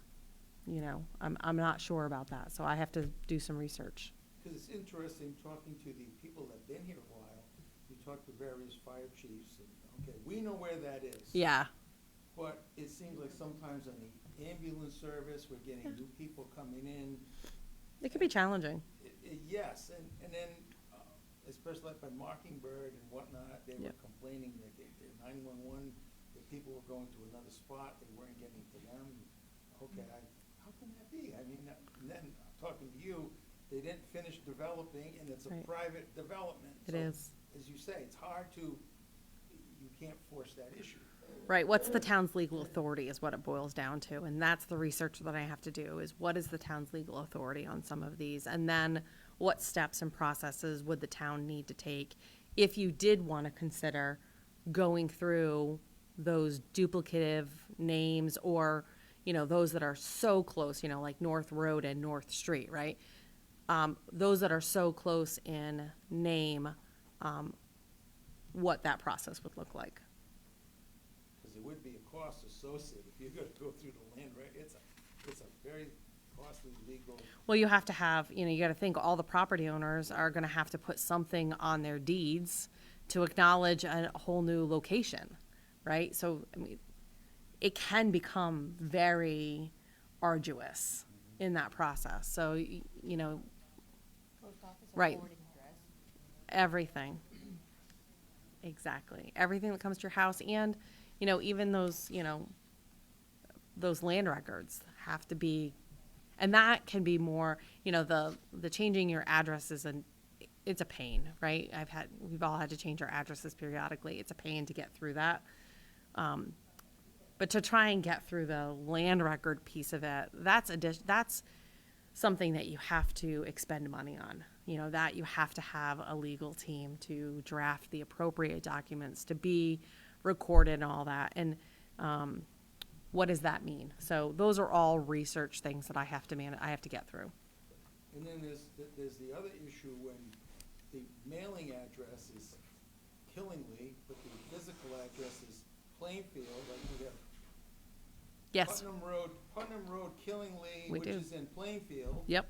And there's a Putnam Road, Killingly, which is north of 101. Yep. And I was at the business that's in Plainfield at Putnam Road, and a truck driver was in Dayville. Yep. And he says, I am on Putnam Road in Killingly. Yeah. And we're sitting there, and it's, so the Yeah, postal there's service- a fair amount of Warregan. There's a fair amount of Warregan that actually has their postal address as Danielson. There's even there used to be, they finally fixed it, but there used to be a whole section of Brooklyn that was the Danielson address. That came out, and that's the post office determines what post office services what area, and that's how you get your zip code, and that's how you get your mailing address piece, and that's where it's important to have the identification between physical address and mailing address, but it can be very confusing. Yeah, so now when you get the postal service involved in this, that's a losing, it's a losing battle. It's a longer conversation. Okay. So no other questions on human services. I'll move to employee benefits. Really, the increase here on the health insurance part is adding, placeholders for the 5 ASOs, which again, once they're filled, we'll be able to make modifications to that. So if a new employee doesn't take the health insurance, then we don't. But we don't necessarily have that information all right now. Our health insurance, we do have a 6% increase in our health insurance rates, which, given the market is double-digit rate increases for many plans, a 6% rate increase is actually really stellar. And we've been able to manage that. So we are a self-insured plan, which means we pay directly the claim costs and we pay an administrative cost. And by doing that, we really have a lot more flexibility in our our rates and we can more tightly control. So we've had really good plan years, but we do have a 6% in here. The pension program, that increase is really related around the ASOs. They are full-time positions. So they would be eligible to participate in the town's defined contribution plan. So they don't have access to the defined benefit plan. It's the defined contribution plan. We also incorporate in here the actuarial recommended contribution to the town pension plan, the defined benefit plan, so that remains fully funded. And again, employer taxes, again, just related to those additional positions with the ASO. Any questions on that? Moving over to regular insurance. Property liability, workers' comp, will be flat. So we are in a 3-year agreement with KERMA that caps the maximum exposure that we have for percentage increases. KERMA's been performing very well, and so and we've had minimal loss on the town side. So we're able to on the town and Board of Ed side. So we're able to essentially have a zero impact here. We do contribute the self-insured losses. We do contribute $10,000 a year into that reserve fund. So that way, if we have a deductible that has to get paid, we have funding available to be able to manage that claim should we have to do that. But that's a reserve fund that we maintain. How much is in that reserve fund? She'll look it up. I have a number off the top of my head, but Okay. I don't know if it's right, and I All right. don't want to quote it. While she's looking that up, Ed, you had a question? Now that we have our constables, ASOs, SROs, how does that affect our liability? How does KERMA, like, when we didn't have it, that was one thing, and this is an area, that they determine what, They're in the F pages. where we should go with something like that, because you're saying we're self-insured, Yep. but I'm sorry, so self-insured is actually in your F pages, and it's 343,789. I was gonna say 300,000. So we have it in our fund, we have it in the F pages. So, so KERMA, clearly they have a model of, they insure a lot of law enforcement divisions, they insure other armed security officer positions. They were one of the entities that recommended that the ASOs be under a law enforcement division and not underneath, not just hired directly by Board of Education, because of the level of required training aligns very closely with your law enforcement division, and they could stay, it'd be more apt that they would stay current on all of that training resource by being part of law enforcement division. So we have rates. When we implemented these programs, we always reach out to KERMA and say, what's your estimation? They can run models for us. We also have, independently, we have an insurance consultant that assists us with doing a secondary verification of KERMA's projections. So for our workers' comp, our property liability, they also can act as an additional resource for when we have concerns or, like, one of the examples was I started to have concerns around the amount of tree damage at Chase Reservoir. We have active walking trails down there. Is there a liability and a risk exposure to the town by having so much dead and diseased trees so close to the trail? They were a resource just to reach out to really understand what the town liability was, and that we have immunity from that from a recreation standpoint. When people go into wooded areas, there is what's called recreational immunity. So people assume an inherent risk when you go walking into the woods. There's no way to bubble wrap the woods. do we put signage to that effect, at So we do. conservation areas and whatnot? Yep, so we put, walk at your own risk. I think we even have, at the Chase Reservoir one, we have, watch for, dead or diseased trees. I think it's actually attached to a dead tree. but it was attached to a live tree. So we've been enhancing that signage, but it, as with anything, when you go out into the woods, you're walking in nature. There's rocks, there's animals, there's trees, there's bushes, there's all sorts of things. You can't stop, people get injured, right? And so the town isn't necessarily at risk or a liability for that. But, it's a valid question to ask, especially given the conditions that we're evolving out there. So being able to go to Kerma, our direct insurance company, and ask the question, but also being able to go to our insurance consultant, USI, and say, what resources do you have? They were able to provide us with other resources as well.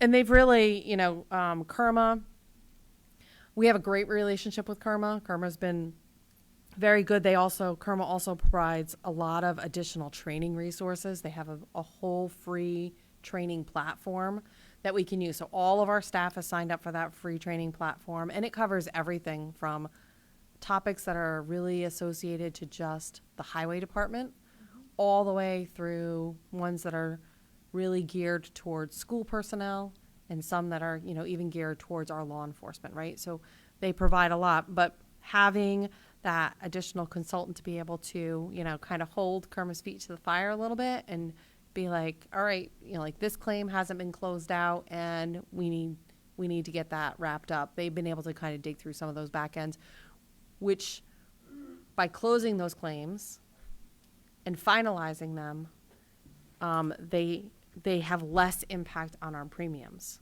So our premiums, because we're not riding with an open claim over multiple years, we're able to bring it to what our true exposure is, which helps mitigate that premium cost. See, because like with the Conservation Commission, they're advocating for people to get out there. Sure. It's more so, when you see them when they're coming here, they've got the bus tours, they got the walking tours, and it's like, okay, we have town insurance on this. I said, and maybe I should have brought this up. Maybe we gotta bring this to you a little bit more. Yeah. But yes, and it's we want to get people out there. Right. And to what degree do the paths have to be? Yeah, you can cut it to barely walk through, but when I was first on the council, I went to one of the walks, and someone said, how come this is not handicap accessible? ADA accessible. Whoa. Yep. Yeah, so Yes. ADA accessibility for trails is definitely a topic that is really discussed a lot. We really try and gear those for our river trails and stuff like that. The river trails ADA accessible. Yes. And we try and maintain that as an accessible route. I know Pomfret tried to make sure that their airline trail was ADA compliant and accessible. But when we list the trails in, like, on our websites or on when they're doing like a specific walk, we make sure to notate that the walk is not ADA accessible, right? Because, you're not going to be able to go down Chase Reservoir, that path, in an assisted device for the most part. It's just not. So it's important to identify what you have for ADA accessible pathways and walkways, as well as the trails that are not. But there is always a growing push to try and make more and more of them accessible. A lot of the areas that the Conservation Commission has put trails in have conservation easements on them, which would prevent, like, putting in a paved walkway or something like that. You have to try and keep it as close to natural as possible. So that does kind of limit that capacity a bit. But one thing that going forward, and I've told Conservation this as well, going forward, I think the town and the commissions really need to develop a path forward in identifying what parcels or which property the town owns that we want to develop into recreational trails or some recreational use, because as I've watched it through, a couple of towns, but a lot of times you end up in the very beginning with very strong volunteerism, and then that wanes over time, And so the town ends up having to maintain that, right? So it's our highway department, it's our parks department, which we have limited resources for that. And so what makes the most sense to expand out for those resources, and who's making the decisions around the creation of that? Should our board of rec be involved in those decision makings because they oversee that recreational arm, right? And have it be a more cohesive and collaborative conversation, because it can be very challenging when you have a property that it just becomes too much for the volunteers to manage. Yeah, that's an issue. I mean, they volunteer a lot. They do. They're doing, and, you know, some areas maybe leave them a little more primitive and Right. push on some of the other Yep. areas. Conservation Commission has high energy. They do. They really do. I have to advocate, I have to advocate for Yeah, them too. they I do. mean, it's. They do a great job. There's also, you know, there are some limitations, but they're also trying to check all the areas that have, we don't even know all the areas that have conservation easements. They're trying to do that now because we have some maps that, we got these over the years, and there's no one place that they're all listed at. Yeah, so Allison, our There's a lot of work going on with that. our natural resources officer, Allison, in our planning and development office, she's been working on that, pulling together that list of all the conservation property and matching it to the deeds and the land records. Yeah. Not just that it's on a list somewhere, but that it's actually backed up with a true, because what we have found is that some were said to have conservation easements on them, but we found out that they never did. Like, it never got followed through with by whomever, and so it's not, this conservation easement isn't on the land record. So they're developing that list. I suspect that we're probably gonna come before the council for conservation easements on some of these properties at some point in time. But that has been a heavy lift It's a lot of project work, right. that Allison's been working on and trying to map them all.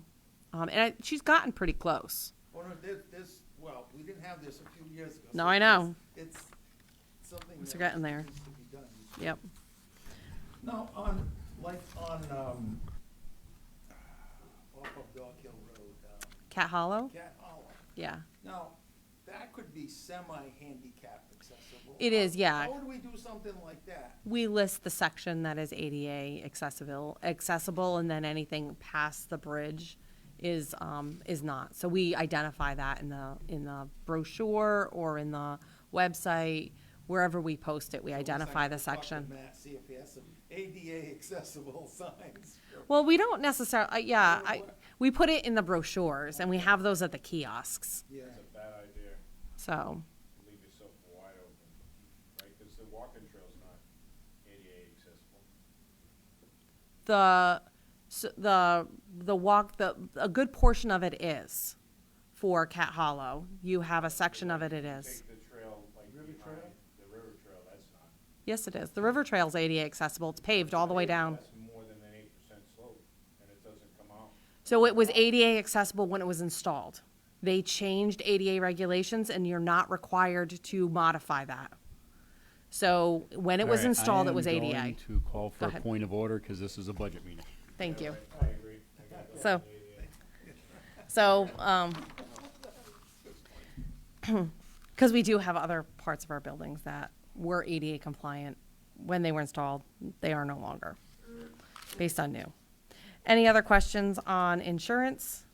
If not, we'll go over to special reserves. So special reserves, this portion of the budget has largely, this is the area in which the town has, and I will, applaud this council and previous councils in their diligence in funding these ongoing reserves. It is one of the reasons why we have the credit rating that we have for this town, is because the town has been diligent in reserving and planning for the future and identifying those areas that potentially have some substantial exposure. So we continue the reserve for revaluation. Our information technology, this is so we have our information technology budget, and that's the operational costs.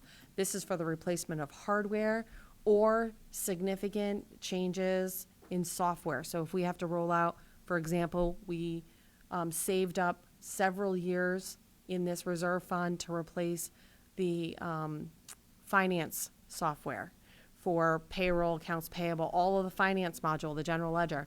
That program was over $100,000, right? So some of these programs that we have to implement are substantial, and the town utilizes this information reserve to be able to manage not just upgrading and maintaining our hardware, but also if we have a substantial change in our software that we have to do. We've consistently started putting in 5,000 for reserve for dams, and that is for inspection of dams. And then we do have two or three minor dams that are town. And then bridge maintenance. So this came about when the state changed legislation and required towns to do the inspection on bridges.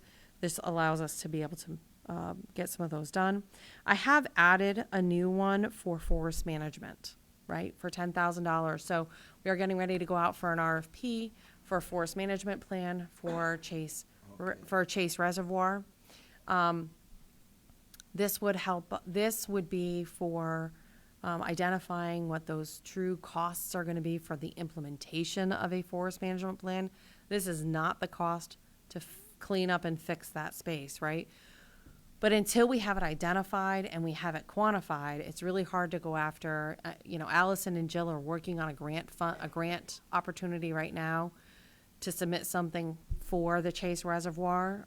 Even though we don't have that dollar number yet, we're going to be more likely to be able to get grant funding to be able to do that extensive cleanup, if you will. Once we have the forest management plan. I would also like to pursue, once we have the forest management plan in place for Chase Reservoir, we have a lot of other open spaces that we really need to have forest management plans on. This would help, this fund would help.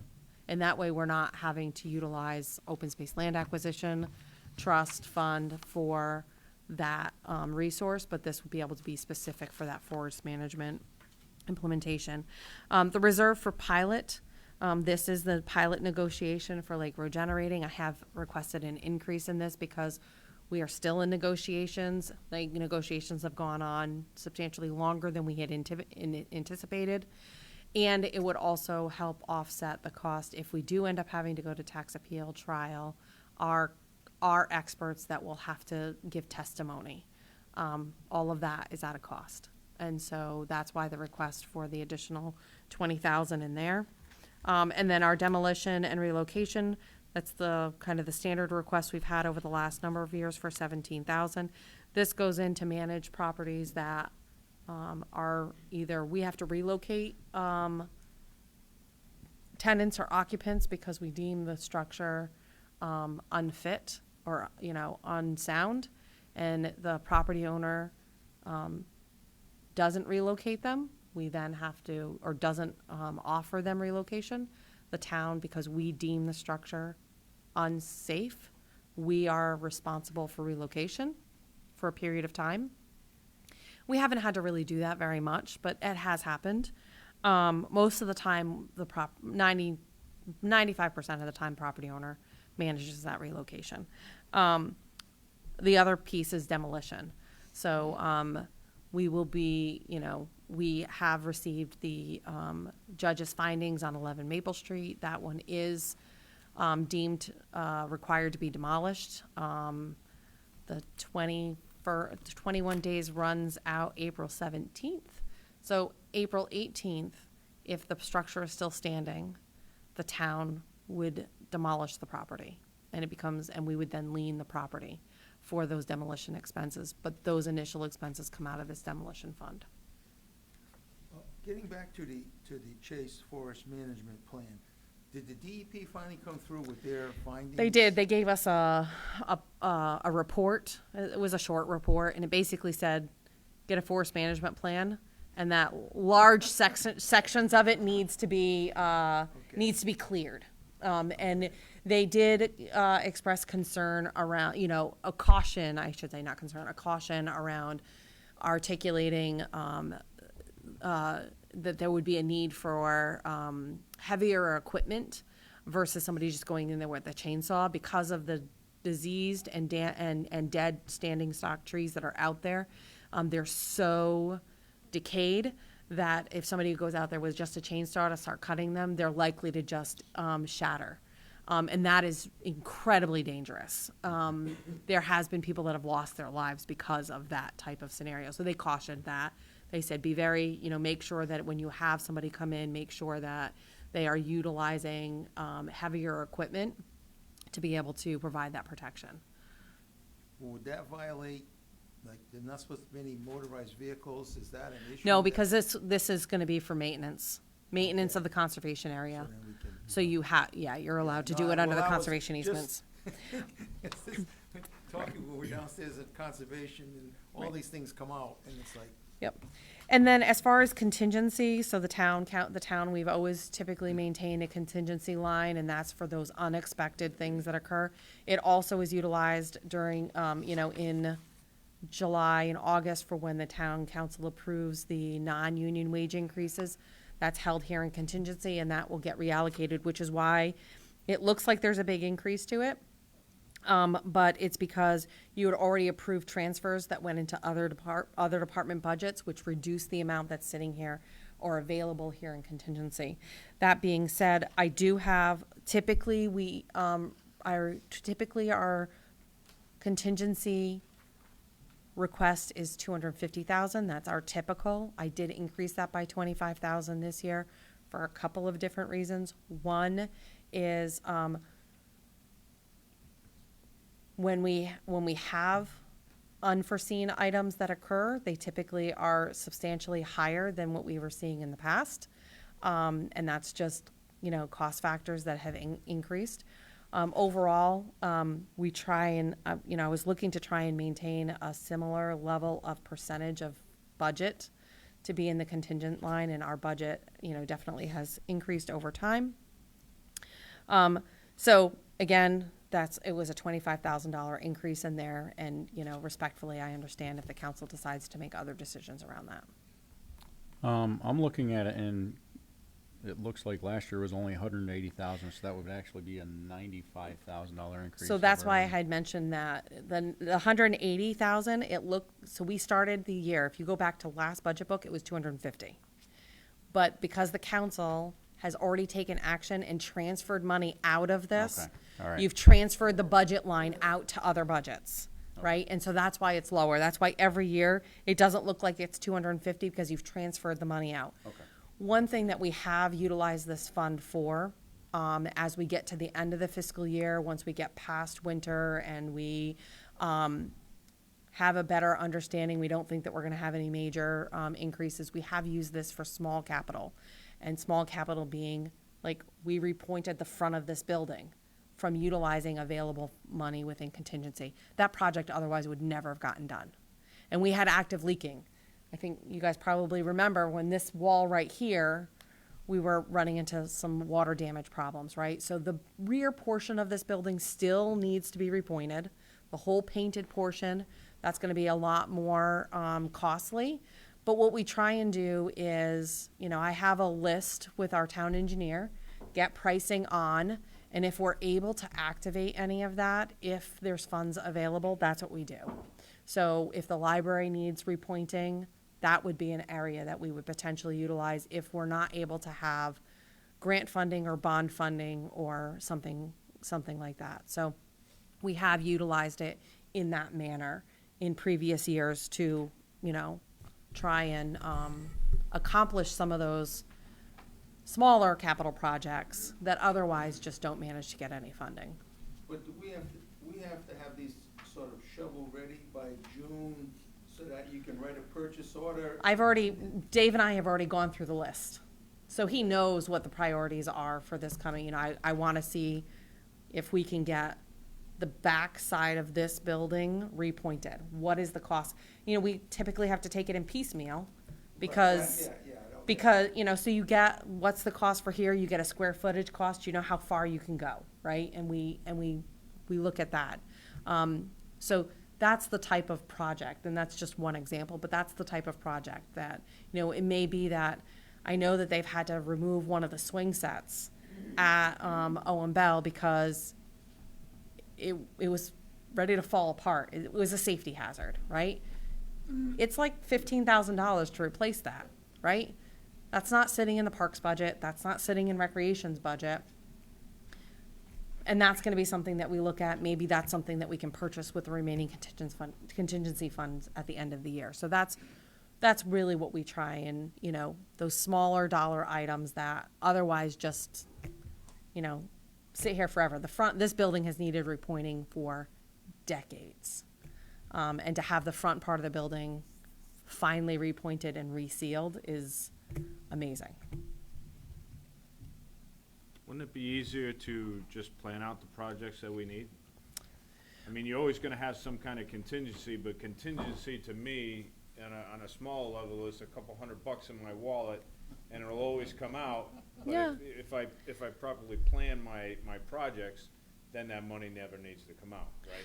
Yeah, I so. mean, it seems like by adding more money to the contingency fund, we're just adding more money to a fluff fund. So we do provide you in the next pages as our capital improvement plan, and you'll note that many of those capital projects have been on this book since before I was here as a finance director, since before 2010, before 2000, you know, they've been on this book for a long time, because when you're doing the entire project, Right. you're looking at bond money. That's what happens. There's not alternative funding sources for that. So being able to utilize, if there's funds available, we have kind of the priority list of what has, you know, kind of been kicked down the road for a long time, what might we be able to chip away at? And that's really what it is. Is there a possibility to chip away at some of this that just hasn't been able to be funded? Because we've identified this building many times over in the capital improvement plan. It goes nowhere. It goes nowhere. It's like the third and fourth floor renovations. We have had that on capital improvement plans since the 80s. Never goes anywhere. And it's because it's a big dollar number. And I understand that, respectfully. I completely understand that. But eventually, you know, you start running into, you know, what is maintenance versus what is capital project. And if we can chew away at some of these things that are going to just keep the life expectancy of our buildings and our infrastructure longer, if we have it available. If there's been, you know, there's been times in the contingency account, there's been no money left. We've had a super bad winter when we were snow blowing roofs in town and through the Board of Education, when we had to clear all of the Board of Education's roofs. Contingency. That's where it came from, right? That's just what we had to do. And recognizing the request, the additional $25,000 is really just the request, recognizing that all of those things are costing a lot more than what they were before. So if we have a major, and we do now have a winter maintenance reserve, but if we have a major winter that we're clearing roofs again, we're blowing through that. That's gone. And then some. And you're gonna blow through contingency as well. I mean, we were over $300,000, $400,000 in clearing roofs. And that was back in 2011. So where did that money come from, the general fund? General fund, Right, yep. It was additional appropriations. right. Yep, we had to do a supplemental appropriation, which then looks bad when we go to our credit rating agencies, right? Now, it can be a little, you know, you can kind of get around that conversation with, well, everybody knows it was a really bad year, right? We can kind of get through some of that. But being able to have an adequate contingency, that's another thing that our credit rating agencies look at. Are you planning for the unexpected? Because there's going to be unexpected. And that's what they look for, is are you planning for it? And that's what the contingency is used for, is planning for those unexpecteds. And we have money in there, well, the community center on Broad Street, that's another potential area that could be a. Yeah, we have to keep That's. pumping life into that one for a little while longer, right? But that could be something. If we have another, you know, if we have a catastrophic failure at the community center around, you know, we had the hot water issue. Yeah, we had squirrels. But yeah, we did. We had to shut it down for a period of time, right? But the resources to repair that has to come from somewhere, right? And I don't budget for the unknown and for the extreme emergency, right?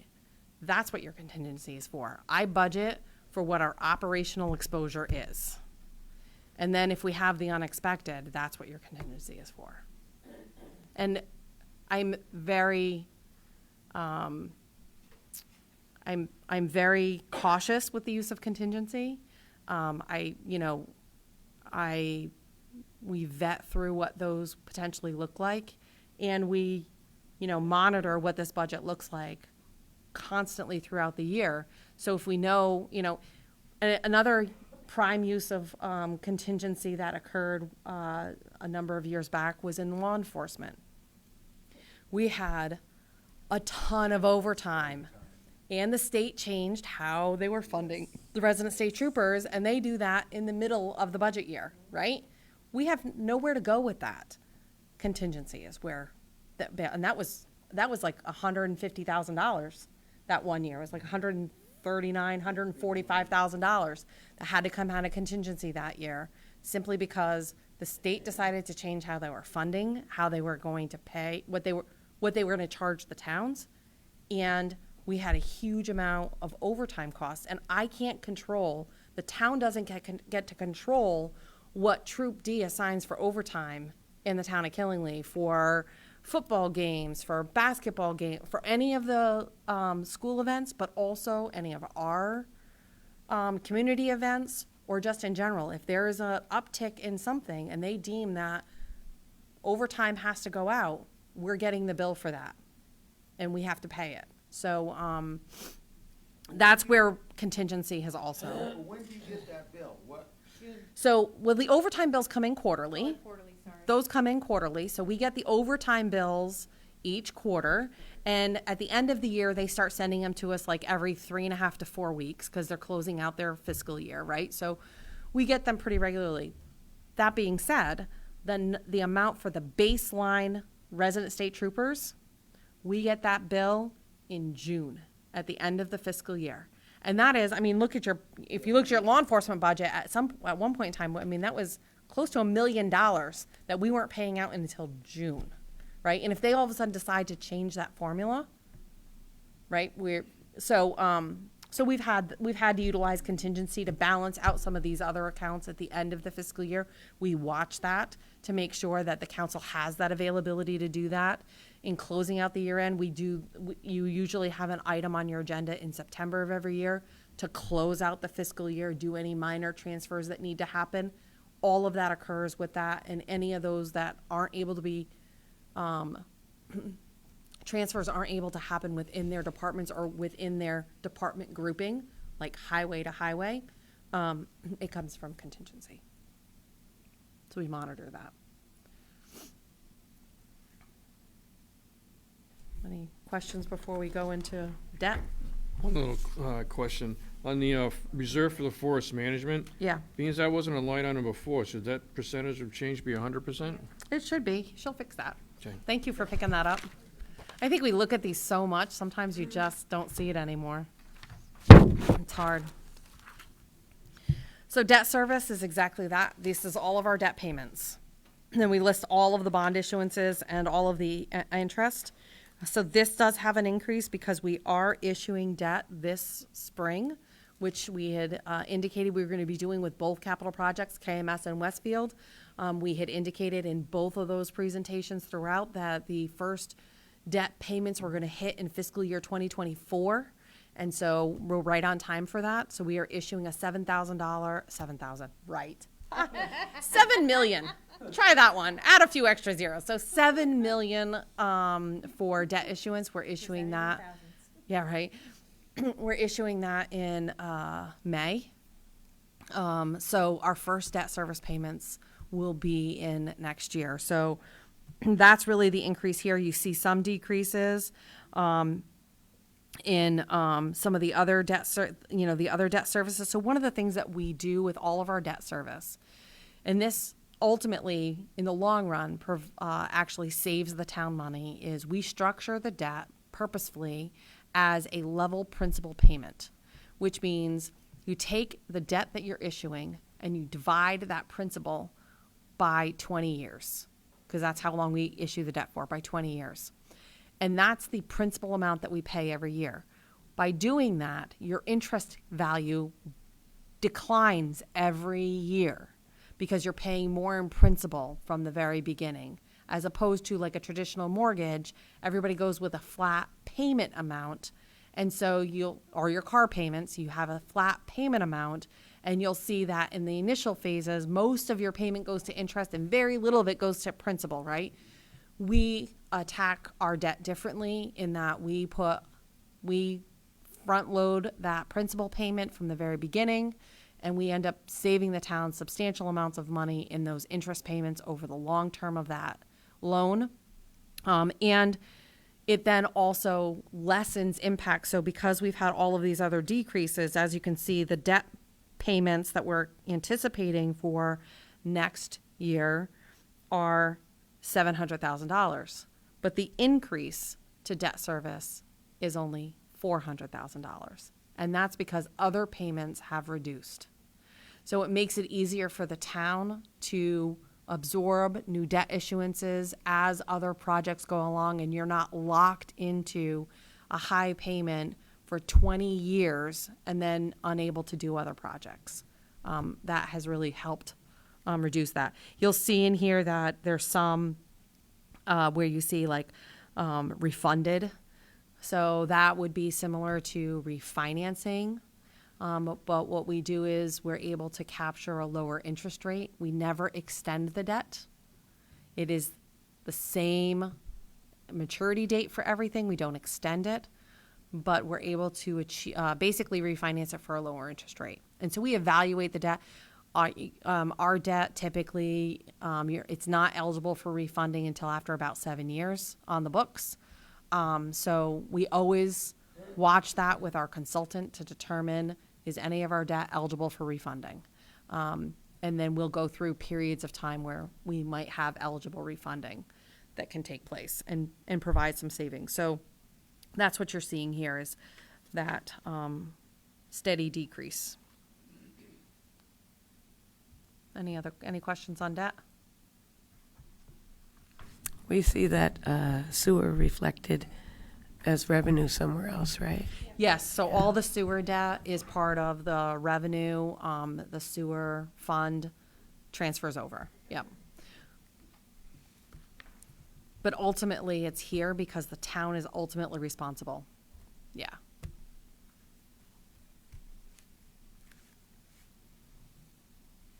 Any other questions? If not, we can move into capital projects. Are we still going, or you guys good to keep going? Okay, I'm good. We can keep going, all right. We can get through it. So the capital improvement budget, this capital improvement plan, has gone before planning and zoning and has been approved in their 824 review, which basically means that the projects that are proposed here are in alignment with our POCD. So, and some of this flows through from the front of the book. So, for instance, the road renewal, that funding, that revenue comes from the fund balance appropriation and the operational fund. That comes into here for road renewal. So I'm going to start on E3.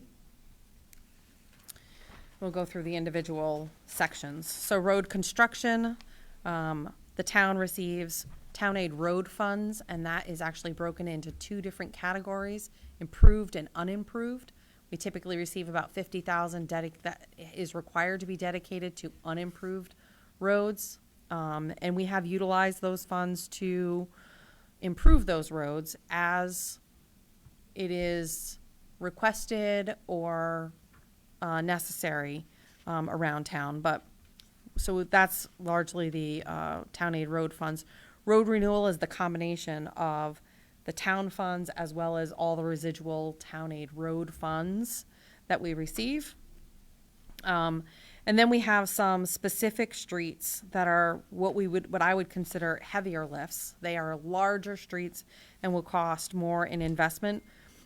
And those, we'll either look for Maple Street, we are looking to, file for a, lot zip grant, right? So we had actually submitted for a lot zip grant for the, lower portion of Maple Street from Route 6 up to almost to Ellis Tech. But as we were going through that process, we hadn't been awarded the lot zip funding yet. We were in, I think we were still in about year 3 of review. The Connecticut Water opted to go in and make that change to their infrastructure in the road, and we have decided to leverage their funds in getting that section of the road repaved. So that'll get repaved, but we'll be submitting lot zip applications for the remaining portions of Maple Street, and then to include, right now there's sidewalks on portions of Maple Street. We would be looking to try and do replacement of those sidewalks where it would be necessary. There are some areas of the sidewalk that don't need to get replaced. They were more recently done. But the areas that do need to get replaced, we would look for that. Bailey Hill is a drainage and a road improvement project. And then Louisa Vians, it's a very large road. That one's eventually going to need to get redone. And again, that one we would look to try and do lot zip grant funding or some other grant funding for that to try and alleviate the pressure, because that would literally absorb all of the town's resources in 1 year, and you wouldn't get any other road done anywhere else. So we try and get that. Any questions on roads? So, in Upper Maple Street, Yep. Connecticut Water has done a lot with their thing. We're gonna leverage some of the money that they would have used. So, we're gonna be doing some of that in this fiscal year from what, so that doesn't Correct. show up here. How does that? Right, because that's already allocated. So these are upcoming and forward ones that aren't in the process, that we still have to identify funding for and put in application, or they're under application process and we haven't gotten funding commitments for. Okay, because they're trying to, I see it blank, when I see the dash in there, is it, well, maybe we should put something in there. Like, you look at nothing, and because I was talking to Matt, he says, yes, we're doing it. Yep. That's phase 1 and phase 2, which is why this starts at phase 3. Okay. It's hard to believe they have that many phases on Maple Street, but it's really a long road, so.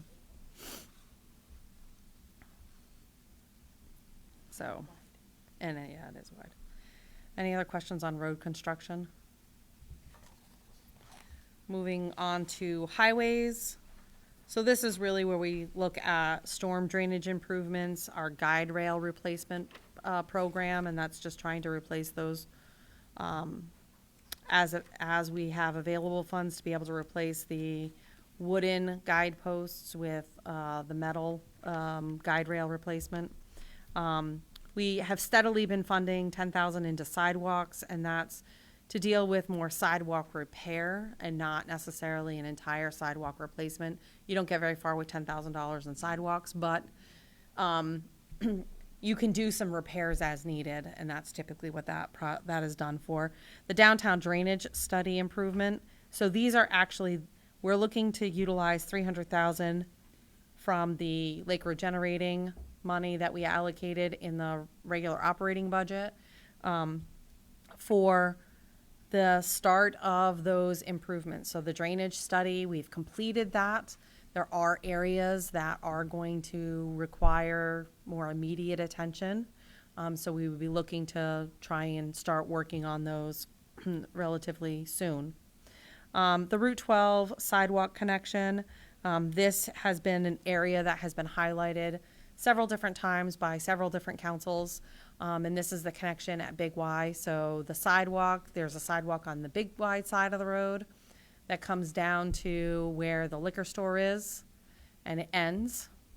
And then the other portion of the sidewalk is across the street in front of the wastewater treatment plant, right? They don't connect.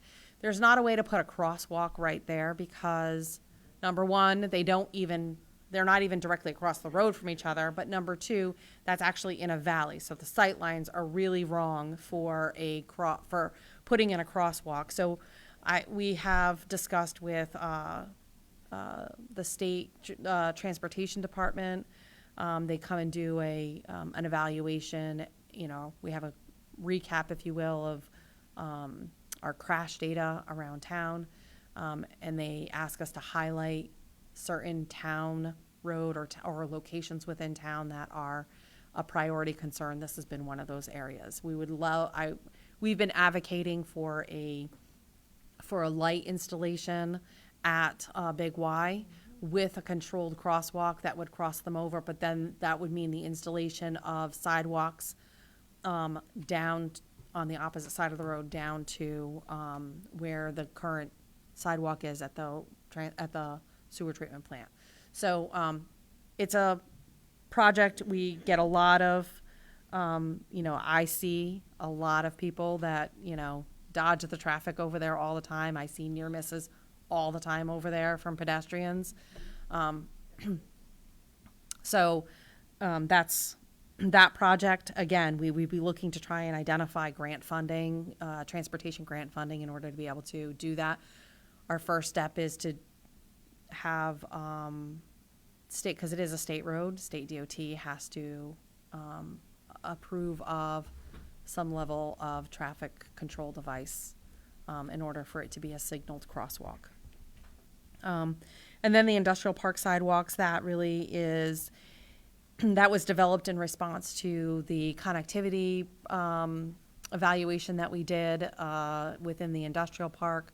There are no sidewalks. There is a lot of our industries that have multiple locations within the industrial park, and their staff walk along the roadway, or they have people that are riding their bikes to work. So one of their highlights was putting in sidewalks that made it pedestrian friendly around the industrial park.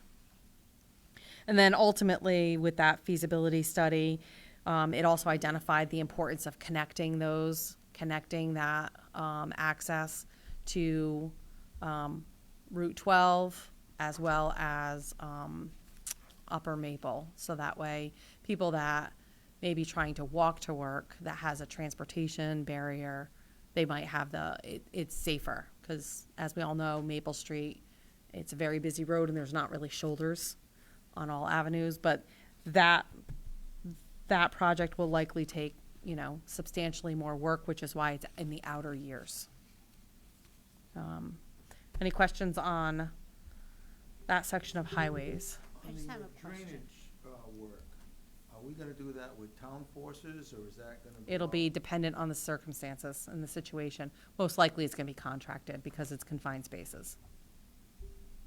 So just where the industrial park sidewalk, so it says connects Route 12, so you mean like the Four Corners? Right? Yeah, Attawaugan Four Corners. Okay, so that's a hike and over the bridge and through the. Right, and And then Route Maple Street, so you'd have to come down Lake Road? How would that happen? right, so that's If all. you have all that property, lake property, where are you gonna put a sidewalk? Right, that's where all of that evaluation still has to take place, right? So we have not developed that. Oh, okay. This was just That might be a identified. Hornets. It could be, right, and it may be something that the town I hope ultimately I'm decides not to pursue. retired by then. Right.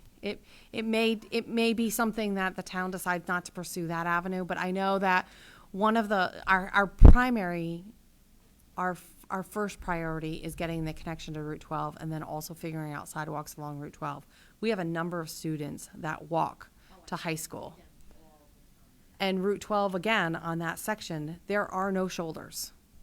So they're walking right up against traffic. Yeah, it's very dangerous. Right, so that is an area that we would want to prioritize first, and then down the road. So even at, 1.4 million, that's going to get you sidewalks within the industrial park. That's not connecting. That's not any of the additional connections anywhere else. As a comment on sidewalks, driving on Route 12 many days, just going to get coffee coffee in the morning, sidewalk is on one side, handicapped person in a motorized chair in the road on the opposite side. Yep. The joggers, they will not go from one side to the other. You come to Dog Hill Road, it goes across. Engineering and actual personal, the way people use it, Yeah. have a It's- disconnect. Yep. Brooklyn, put sidewalks on, South Main Street. Okay, people are gonna use it. They ended up putting them on Route 6. Yep. Because that was the path that everybody Yep. used. So we don't follow. Right. We put things in. And that's why when you're going through to the design phase of any of these, when you're installing brand new sidewalks, it's important to understand foot traffic pattern. What's the pedestrian pattern? And a lot of times you can see that from goat paths, which is just where people have naturally, you can see the path where they're going, right? And you have to decide, there are times when you want to prevent them from walking in that space because it is dangerous or, it is a safety hazard. And so you want to encourage them to get into the right place where you are going to put the sidewalk. But it's really important to understand who's using this and where are they currently walking? Because many of them are currently doing this, right? They're currently walking, they're currently using their scooters. And where does that make sense? Because many times you don't change that human behavior.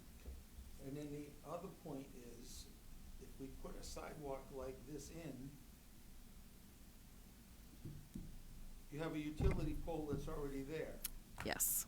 So you reduce the width of your sidewalk at the Yep. area of the utility pole.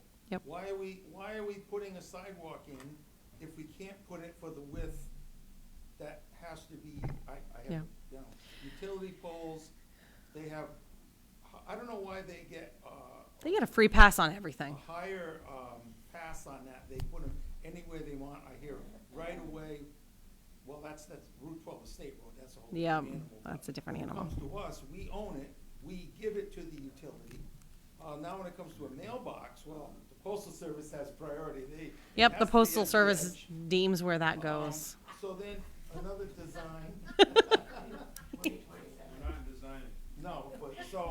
that's We're not in the other design, that's part. why we gotta look at those. Right. Yeah. That's my. And you have to look at whether or not it's even feasible to put a sidewalk there. Because there are constraints like retaining walls or houses that are really right up against the road. And you can't put that type of infrastructure in. All of that has to be vetted out. Oh, gosh. Yes, please. Bridges, so all three of these bridges, we've gotten notification from the state that because we did submit these, all three, for funding under the new state program. They did indicate that they are going to be sending us funding commitment letters. We have not received them yet. So they are still here. And I will say, all three of these have been on this capital improvement plan for, I want to say like 100 years. No, it's not been 100 years, but it's been on there for a long time. So our hope is that they will receive their funding commitment letters and the state will complete those projects. Public buildings. A lot of these are very similar to what you've seen in the past. I don't know that we really have too many changes to this. Probably the only one is the Brick House Road building. So we have a building over at the facility at Brick House Road that the roof is really in rough shape. And there is some structural work that we likely are going to need to do with how they connected one portion of that building to the main structure.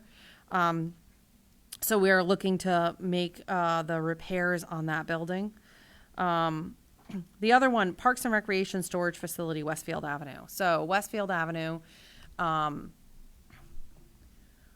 once we are over there as a community center,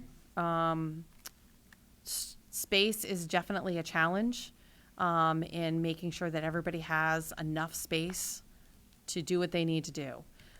One of the garage bays is being that the Board of Education's maintenance department has been using to house one of their trucks is getting taken over by other programs. the community store and the food bank, where they store a lot of their product, for community kitchens, the ones that they do free meals. That's being really eaten up with a lot of that. So, and also the town is going to now be needing to maintain this facility. We're going to be mowing it. We're going to be doing all the line striping on it. We're going to be managing all of the maintenance around that facility. We need somewhere to put this equipment. It's not economical for us to keep towing these things all over the place.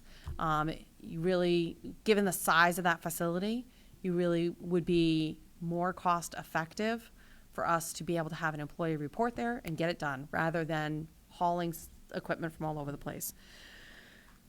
And lastly, another area of the community center that does require additional storage is our theater. So our theater, we have a lot of stage sets.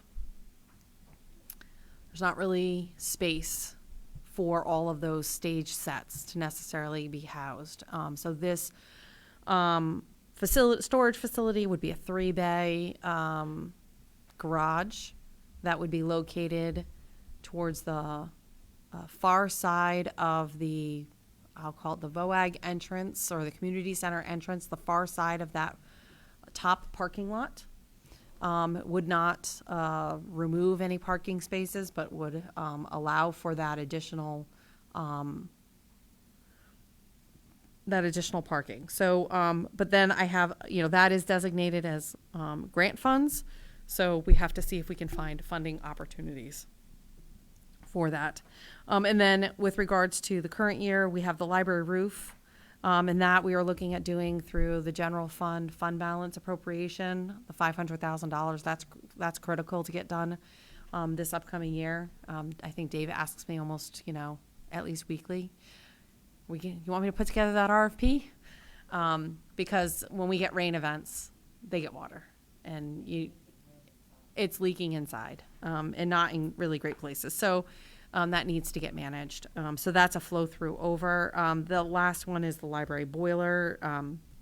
That piece is reaching the end of its useful life. And so we would look to replace the boiler, which would provide us with greater efficiencies as well, it being a newer. Is that an oil boiler? No, we're natural gas. Oh, you're natural gas. Okay. Yep. I think for oil on the town side, I think the only ones that are oil on the town side is the Brick House Road facility. And I'm just thinking about that new legislation, Mary, for the clean air. Yes. A lot of grants available for that stuff. Right. Yeah. We've tried to convert as there's been availability, and if the infrastructure's near there, right? Brick House Road one, natural gas isn't up there, so. On the Public Works mechanics pit, Yes. I think maybe that's what it's gonna take, maybe more, I haven't seen it or whatever, but those are sort of antiquated, outdated, but we can't put a lift in there, because the roof Correct. is not high enough. Right, the facility isn't large enough, so we're not required to eliminate it. So we cannot install, full lift systems to lift a vehicle up because the roof height isn't high enough. So they're spalling along that, the concrete walls of the of that pit. They need to repair that, and they have to put in a new cover, a new catch cover over the top of it. So when the vehicle's not on it, it's a protection for a fall device, and they need to add in lighting in that pit. Right now, they have to put in drop lights, which are so ineffective. I can look at a mechanic and he will agree that they are so ineffective. So, Depends on the light, though. True. I've got some that, They do what they need to do, but it would be much better if they're able to install the correct lighting for that location. So, so that would be the utilization of that, and that we're looking at utilizing LoCIP funds for that. Now, how about ventilation? Are we having a problem with ventilation? Or No, we have a ventilation system and they use pipes. So they have a piped and a yes, a recess fan to be able to discharge that out if they, yeah, when they're utilizing the vehicles. But it was something like if we're doing, looking at farther down the road, if we're doing the wash bay or something, that would be something to get rid of that pit and make a higher roof somewhere to. You would have to rebuild the entire facility in order for that to happen. So you would be better off looking at a whole new placement for your highway department. Good point. It sound good. We've talked about that for a long time, and it's not happened yet. So, it's been a conversation over many years. That was a capital project that's been in here for a long time and has since come out. But yes, Now, seeing that it's 9:30 at this point, and we are gonna be back here tomorrow, do you think we're at a point where we could we can stop call it and. wraps and pick back up tomorrow? Yep, and- we can pick it back up tomorrow. I did add budget review to your meeting tomorrow night, so that way if we didn't finish it up tonight, we would be able to get it finished tomorrow night. All right. So I'll put a note that we are on Parks and Recreation, capital projects. So at this time, I will entertain a motion to adjourn. So moved. I'll second. Motion has been made by Mr. Grandelski, seconded by Ms. George. Discussion? All those in favor say aye. Aye. Aye. Opposed? Abstentions? This meeting is adjourned. Thank you. Shoulder.